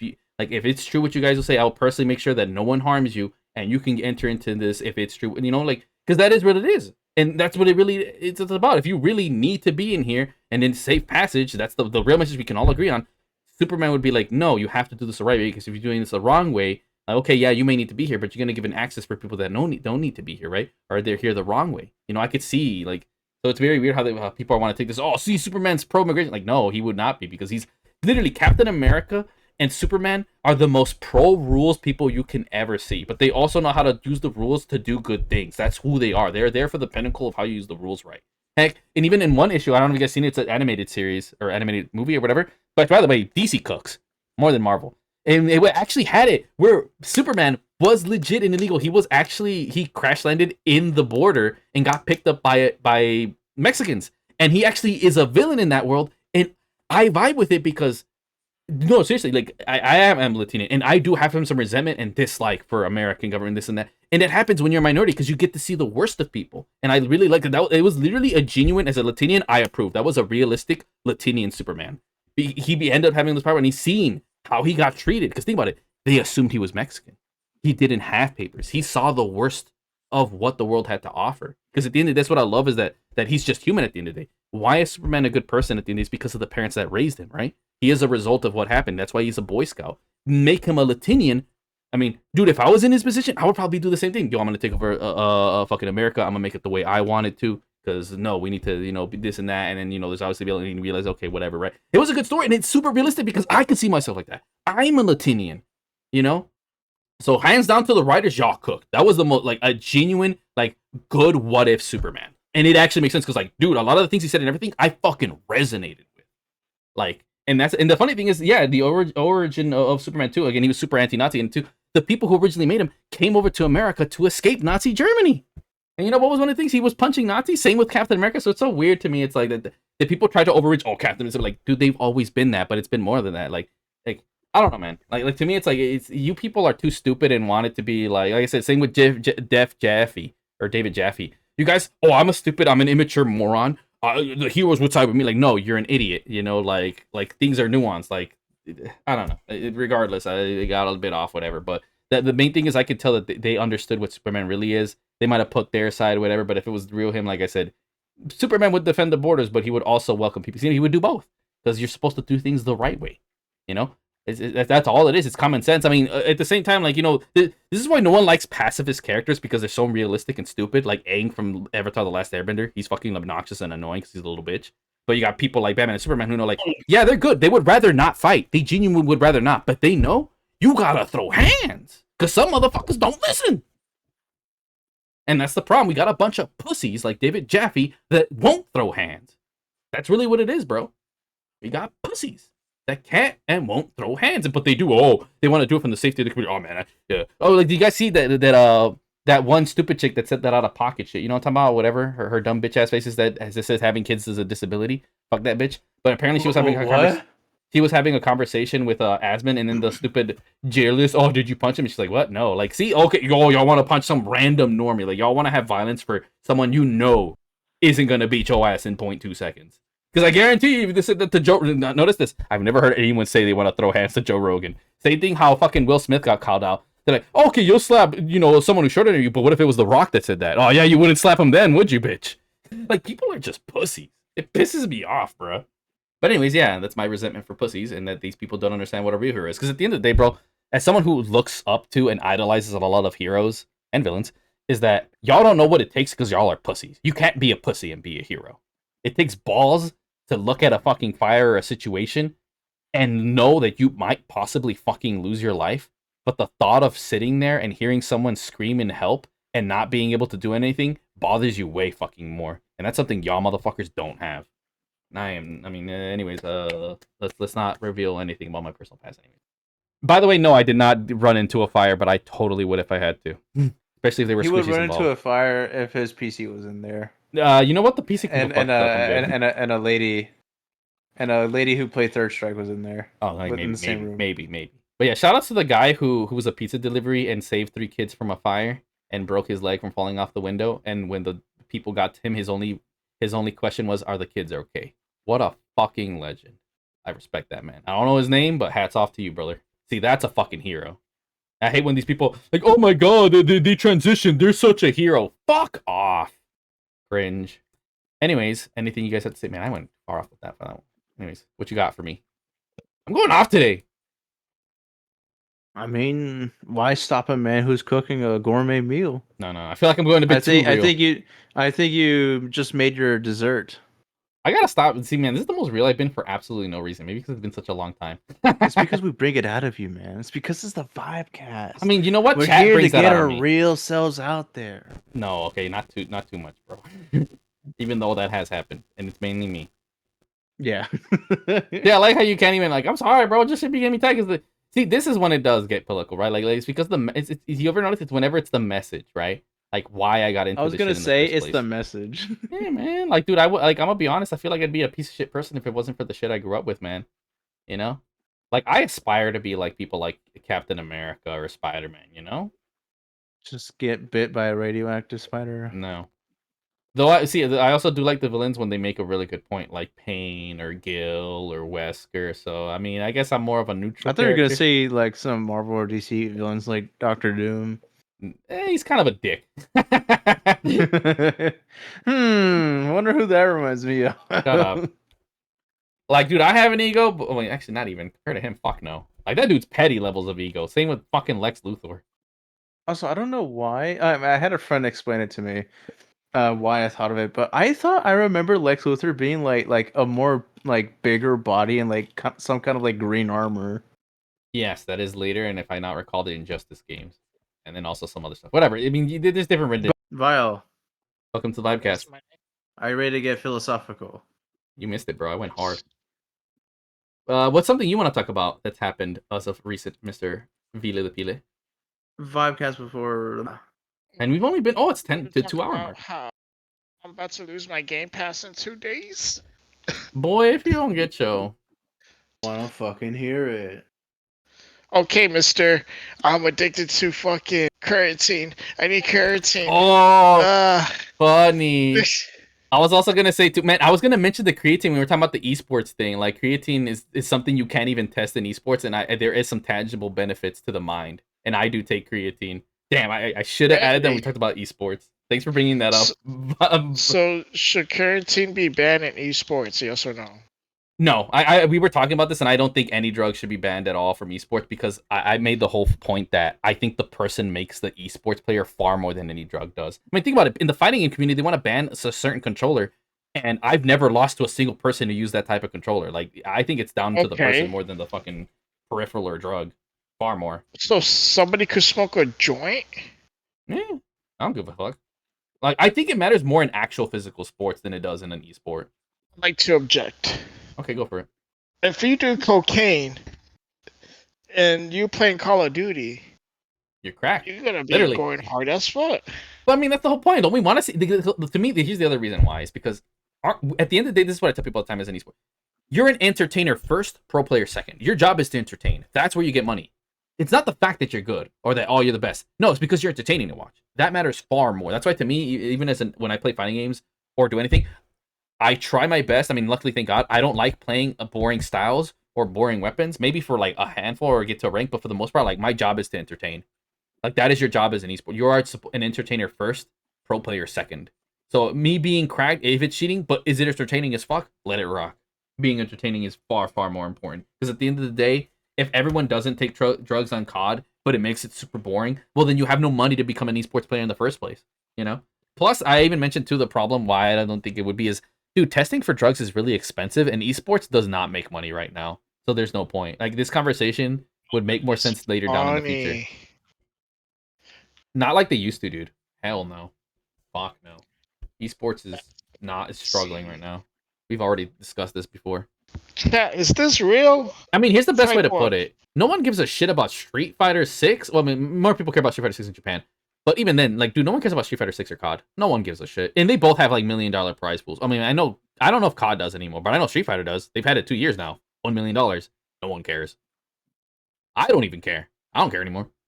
But to be fair, most people are too broke to give a shit, really. That's the main reason why I said is, like, bro, people don't have money to watch or give a fuck about esports. Like, they're too busy trying to think about what food they can buy next month. Damn. I mean, it's true. It's the same reason why games don't do good. You know what I'm saying? If people don't have money to buy games, what makes you think they have money and time to watch fucking... Yeah, dude. I feel like Game Pass should be $15 a year. I agree. 1,000. Hey, I came back. What's going on? and you know what? Mexico should get a discount. No, you know what? No. The biggest scam is paying for online. That's stupid. Like, to me, PlayStation 3 had it best. Have the plus extra PlayStation 3 did features, it best. whatever. You know? But make it free. Like, I already paid for the internet. Fuck off. And at the end of the day, it's not a secret that it's literally a way, because there's a reason they sell consoles at a loss, because they make it back in plus. Like it's literally... You know, I remember when PlayStation Plus was sold to you as a way to support the community and to support developers and the company. It wasn't mandatory, but it was a service that you could pay to support people. Right. Now it's a Anyways. mandatory thing to support greed. Or, you know, like, if anything, like I said, this is my ideal.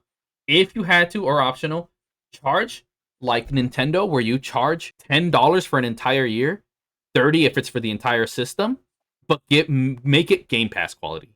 Then we're cooking. So $10 a year for like 1,000 games, and like 90% of them are good. That is what I want. Like, if you're gonna give me, I better get my goddamn dollars worth. God damn it, that is my ideal world. Switch prices, Game Pass quality. No, you know, day one, like, oh, give me Donkey Kong day one kind of shit. Yeah. That's the reason why Game Pass is the best. Because, like, funny, to me, price, Nintendo's the best. Like, 10 years, or no, 20 years for an entire. Like, it just, like, that's so good. It feels like nothing. But Game Pass as a service is way better. Way fucking better. Like, the fact that I don't pay for half of the shit that comes out now. Like, oh, Ninja Gaiden 4, I'm just gonna play on Game Pass.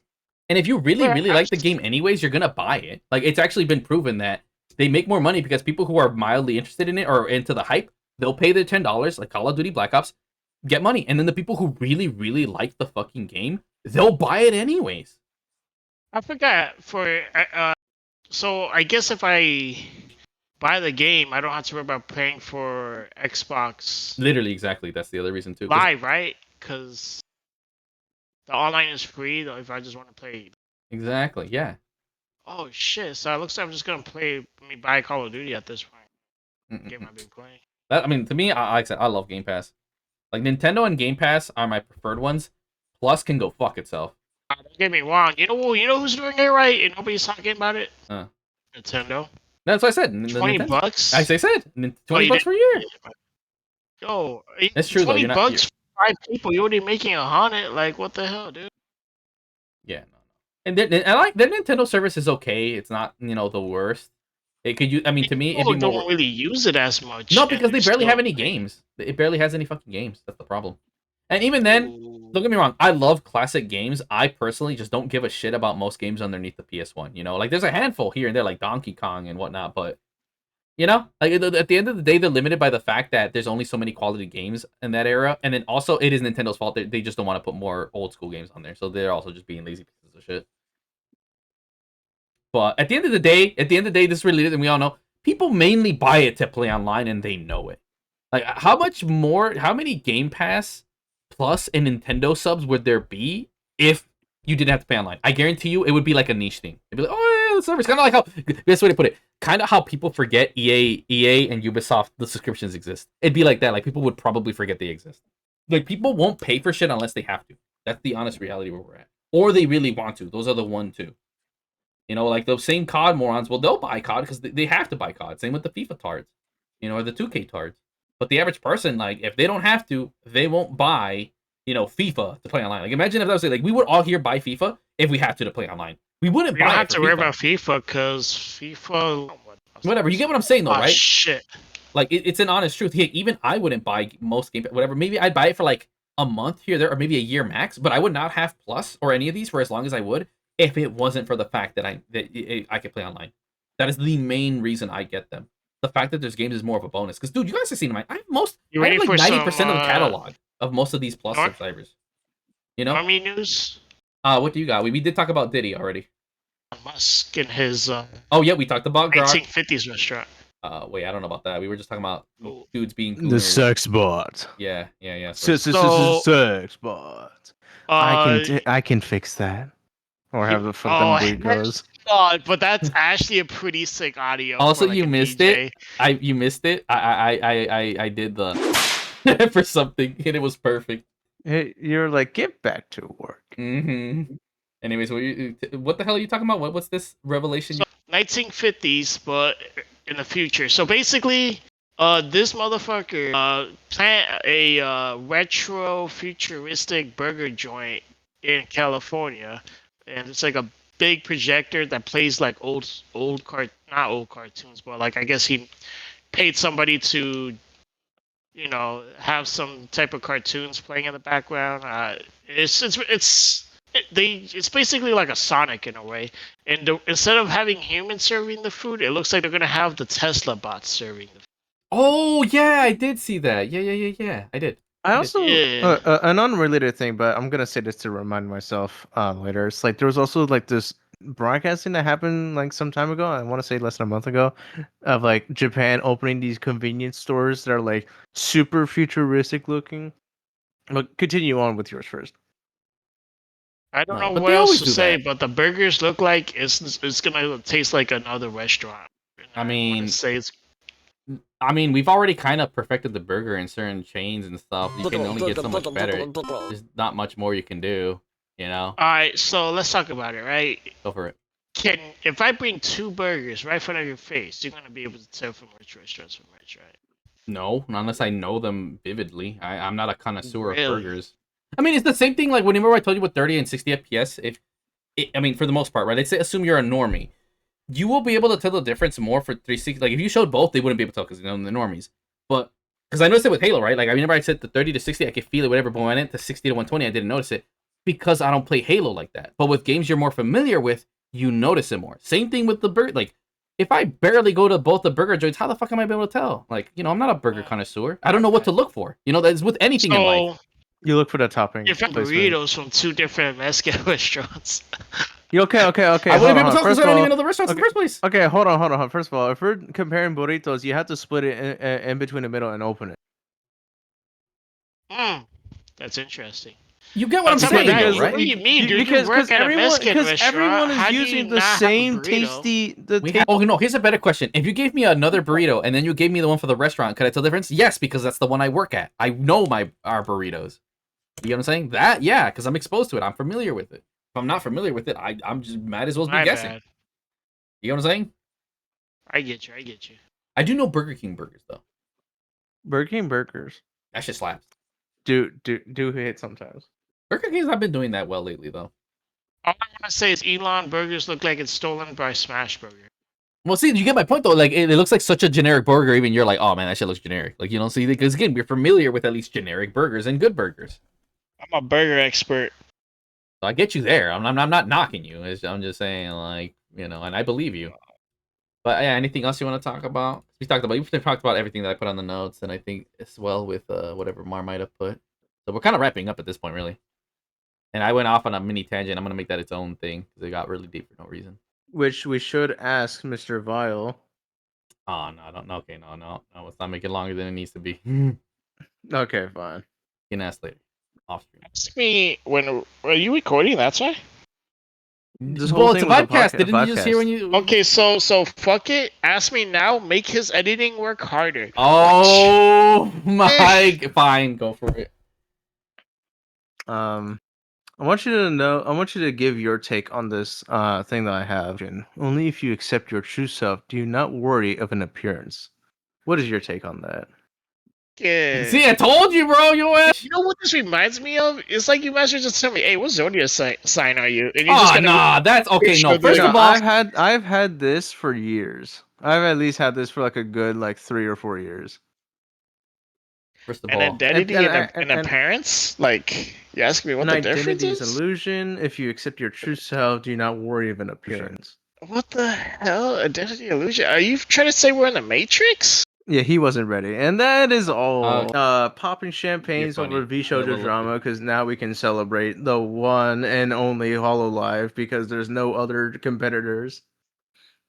I mean, yeah. Oh wait, that's my next question. Greatest, what is your greatest mirror of the Show. VTuber future? What Get is your your Disney next ugly ass prediction? out of here? What is my prediction? You said What is your next divine prediction? next year we're gonna see a glow up for sure. Like, there's no way we're not. I mean, we have the indies actually rising up. There might be a group. I'm calling it. I've seen there's the VTards group that I don't know how they are. They have potential. But I think we're gonna see a new group funded by a lot of indies. I think we also may see another one, and I sadly am calling it. It's gonna be the same mistake. A lot of these morons, like Kason and Iron Mouse, like, look, I love you two. You're good girls, but you're fucking idiots. You bitches are proof that there's a reason we don't let women in charge. Straight up, again, I love both of you, but y'all bitches should not have any decisions in any corporate anything. Hell no. But I'm calling it, they're gonna make some other group and that shit. It'll be better than Bishojo. As to how or what, who knows? I'll say this much: if as long as I'm calling it, there are some that are gonna kind of say like, "Can we not let fruit in?" And I'm calling it, someone's gonna let that dumb bitch in, and that's as long as that bitch is in their group, they're always gonna get fucked. So that's a given. We won't see as many retirements, maybe a couple handful here and there. We might be some surprise blowups, this and that, and growing and stuff. But I think we're going to be at a stable point. But like I said, I think I'm going to call it, we'll see 3 to 4 groups. Maybe some corporate one kind of rise up. And then another one that's a niche and unknown kind of pop out of nowhere. Right? Trying to take the 2 spots. And we'll have we have VTards. We know, who knows where they will go. Then we have an indie group of people who we've never heard of. And they'll pop off. And then we'll sadly, inevitably, probably have a group from all the ones that we do know. Also, we may have a group from some of the people that used to be in. I mean, who knows? This is a big one. Because I know a lot of people. I don't know where any of them are because I'm not a stalker like that. I don't give a shit, right? I'm calling it. There might be a group of all the former Niji and Hollow ones. I feel like that's very likely, and that would be pretty cool. But I'm gonna be honest. This is gonna be niche because even as someone who y'all already know, I only know like 8 VTubers from Hollow, and I'm mainly a Nina fanboy. Everybody else is like a side character. So I know some of them left. Like I know fucking Homu, 2 other girls, and 3 other backup girls. So I already don't know who the fuck they were in EG. What the hell makes you think I would know if they're in that group? So who fucking knows? I really don't, and I don't care because I'm not a stalker like you weirdos. I could give 2 shits less. You know? If they wanted me to know, then they would just straight up say, but whatever. They probably can get sued or something. But plus, I exist. At the end of the day, me being ignorant and oblivious keeps them safe and from being sued. So you guys should thank me for being ignorant. Because it goes to prove that they're not breaking the contract. Because I sure as fuck don't know where their new thing is, whatever. But I am calling that a good some of them might make some group or everything. And they, I mean, it's to, I mean, I don't know. Because I'm really not, I feel like, and here's the thing. I feel like the sad truth is even when they do make this, right? The VTuber, like basically Hollow X Niji, I think it'll remain a niche purely because it will only appeal to those niche fans, but it could possibly grow where even normie and people like me will know. And for a good example, someone might be like, "Oh, did you know she was this from Hollow?" I'm like, "I didn't know," because or Niji, I'll be like, "Really? What?" Like, but things like I don't know that shit.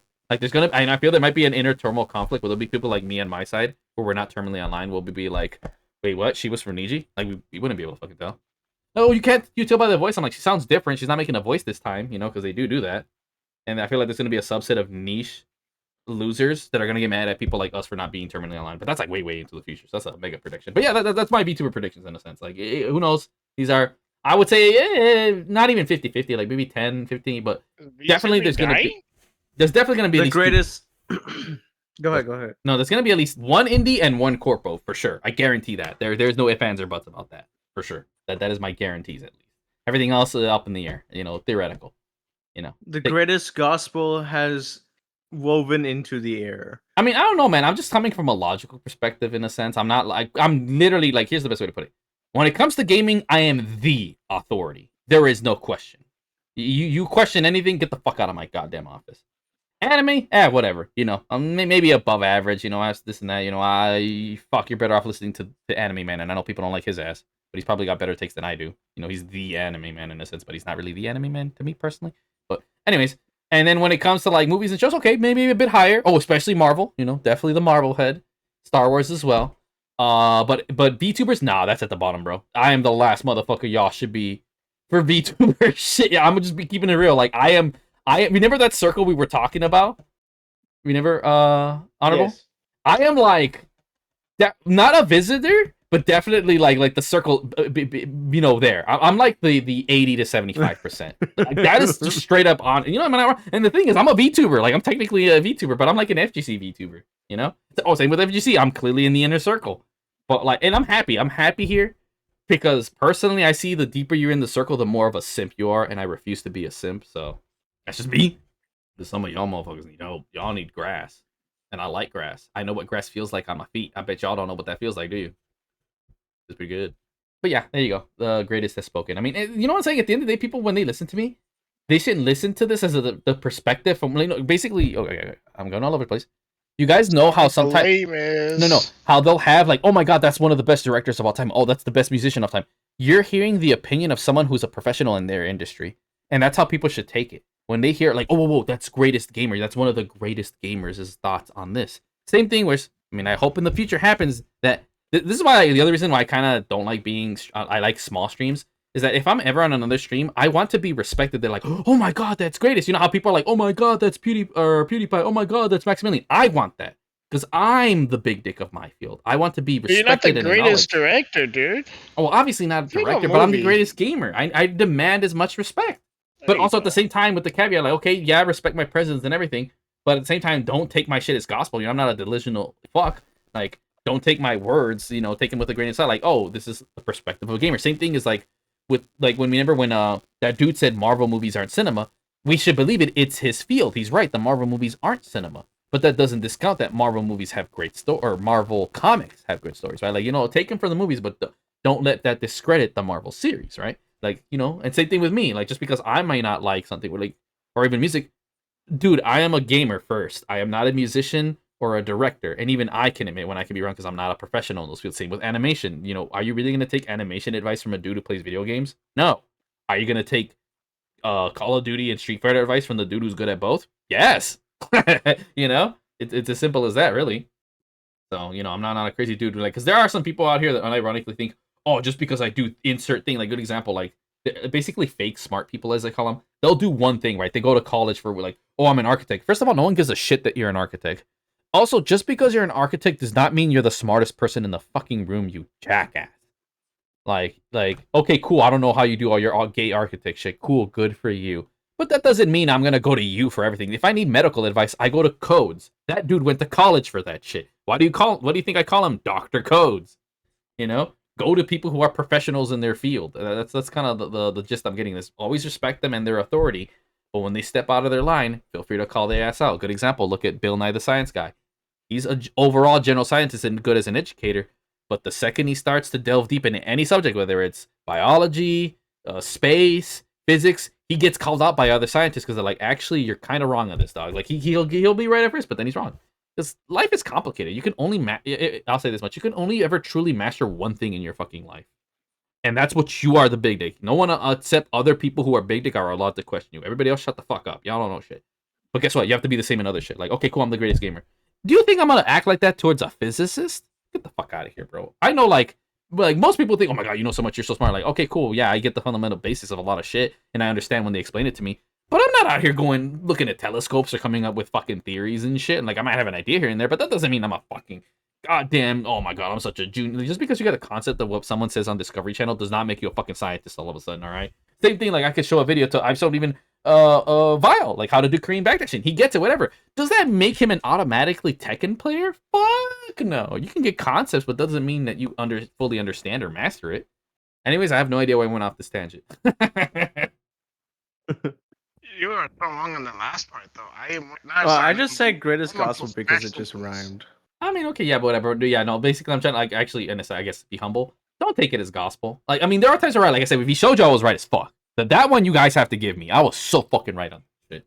Like, that one y'all should have not taken with a grain of salt. Everything else, go for it. I don't care, you know? Like, I know my place, basically. I know my place and where I belong, you know? But yeah, anyways.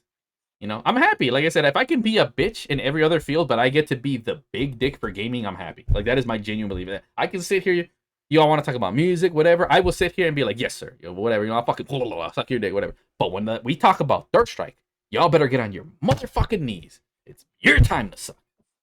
Okay, not actually that, but that's a metaphor. No one actually do that. It was more like a joke because I was like, you know, some people like this the wrong way. Like, don't actually do that. Don't suck dick. You know, don't kiss face. Like, but I meant like, you know, basically know your places. That's all I'm getting at. You know, you don't have to be a cuck or a simp or a loser. Just be respectful. You know. No, also, I'm getting on my knees right now. And same thing, even if you are in that position, be nice. I mean, we already see how I treat newers and beginners. I try to be, you know, don't be a dick. Unless someone tries to say some stupid shit, all right, then be a dick. But if they're just a random normie, oh, I want to get a sheep, better be nice. But if some dumbass wants to say some stupid shit, oh man, quarter circles are gatekeeping, you slap the shit out of that loser. You know, same thing when someone says, oh, coronavirus is fake, slap that dumbass. When someone says some really stupid shit, that's when you're a dick. But if they have a genuine question and they're not a douchebag about it, be respectful. But if they're just being an ignorant asswipe, fuck them. Life lesson for all my fellow specialists out there. Like, someone's being stupid and being a dick about it, be a dick. Because you know you're right. You know, like, why are you bullying me? I'm right. And they can't get that away from you. Like you know, they could be this and that, try to social pressure you, but you can't be socially pressured if you know you're right. It's like a motherfucker trying to tell you the sky ain't blue. That shit's green. You look at him like, dude, that shit's blue. What the fuck are you on about? Like, you can't change your mind. You can see the fucking sky. It's goddamn blue. That's why I always use that argument. You guys ever say, like, it's like, dude, I know I'm so fucking right. You can't, you would have to kill me to change my mind, because now my mind's splattered all over the wall. You know, in a sense. Man, some of these analytics are like really graphic. I'm not suicidal, by the way. Like, at all. Hell no. Here's a future reference for Greatest' life. He is not suicidal, and he has not displayed any psychological trauma in the past 6 months. Damn straight. See, man, I'm more worried in the future when I start doing other business ventures where companies would want to. So that's when we got to say those statements. Like, oh my god, he's super against the makeup industry. Oh, you know those fuckers would be horny to come after my ass, bro. And don't think the companies aren't above doing this shit. They've done it before. Just look at oil companies. I was gonna say, just look at companies in general defending all these evil ass people. Yes, literally. You know what? Well said. But well said. That's for another time. This Vibecast has been vibing for too long. About 2 hours, and I'm gonna probably cut half an hour because I did go off for half an hour, didn't I? Yeah. All right, that's been the Vibecast with late joiner Vile, and Codes has been so absent. I gotta smack the living shit out of him for not being here, bitch. And I'll virtually slap him by the name of Honorable Hunter. Oh my dude, my fucking left foot's killing me. Reward. What? I kind of expect the codes to just be like, yeah. Ooh. Yeah. Actually, last thing, Vile, what are your thoughts on Ready or Not getting censored and then also coming to PlayStation? Oh, I thought you were gonna talk about the stop killing games thing. PlayStation is wild. The Right. fact that getting censored, like how? Because Sony's a little bitch. Like, yeah, they basically remember like when that one raid where there's like sexually trafficked women. I mean, I'm not that censor kind of makes sense because I think generally they are in their underwear, right? I don't think they're usually all nude. I think if they are, it's when they're in their little area. Also, sorry, the big graphic, but this is pretty real life. But yeah, generally they are in their underwear when they're in the containers. Yeah, fucked up that these shipping whole peoples in fucking containers. So that one's like, no, I think that's just accurate, but it is technically censorship. No, but all the other stuff, like, oh, some symbolism or some stuff, whatever, like, okay, those are like. And it's like, oh man, they got rid of the school map, I think. You know, because all that's offensive. I'm like, that's the point. That's the entire point of this game. That's some bullshit censoring, because it's real life shit. Literally. And if you don't like it, well, how about you start fixing shit about it? You know what I mean? Oh, you cook. Oh, hard, dude. You cook bars. That fucking hard. It's like my favorite. They're like, oh yeah, schools should have free lunches. Yeah. Oh, but you know what? People don't want that because it's gonna come out of their taxes. Why does it have to come out of our taxes? The government already just spent money as it is. We're already spending billions and billions of dollars on war. Why can't we just spend billions and billions of dollars on trying to make our youth of, kids have free meals? Damn, he's cooking. By the way, shout outs to whatever ediment or body or people responsible for me getting free food at school, as I was a very poor boy, and low-key school lunches was 50% of my fucking diet. I literally lived off that fucking shit. I am living proof that is the one thing y'all did good. America, you can have that one. I'll give you a point on that one. I won't give you a point when you give me some of that shitty food, but I don't also mini tie tangent. I luckily have always had the most fire-ass school pizzas, bro. Holy shit. Also, the chocolate milk is bars. So shout outs to those two. But yeah, no, you cooked. Well said, Vile. You slapped. Oh, that was the most slapper shit I ever heard from you. Well done. You're funny. Anyways, I think we'll wrap it up. Thank you, everybody. Honorable, you already said your thing, right? Yes, and find honorable, stay fashionable, and I will see you all in the next episode. I really don't like that, but you keep doing you. Vile, what's your shit? Voice detecting in the streets. Oh my god. And Codes, what do you have? Yeah. Yo. And this has been. I was. Oh, no, go ahead. Oh. I was so ready to do this. Oh, you snapped. No. And then, of course, this has been your favorite FGC Chibi. We'll catch you again next time. Oh, I was about to leave the call.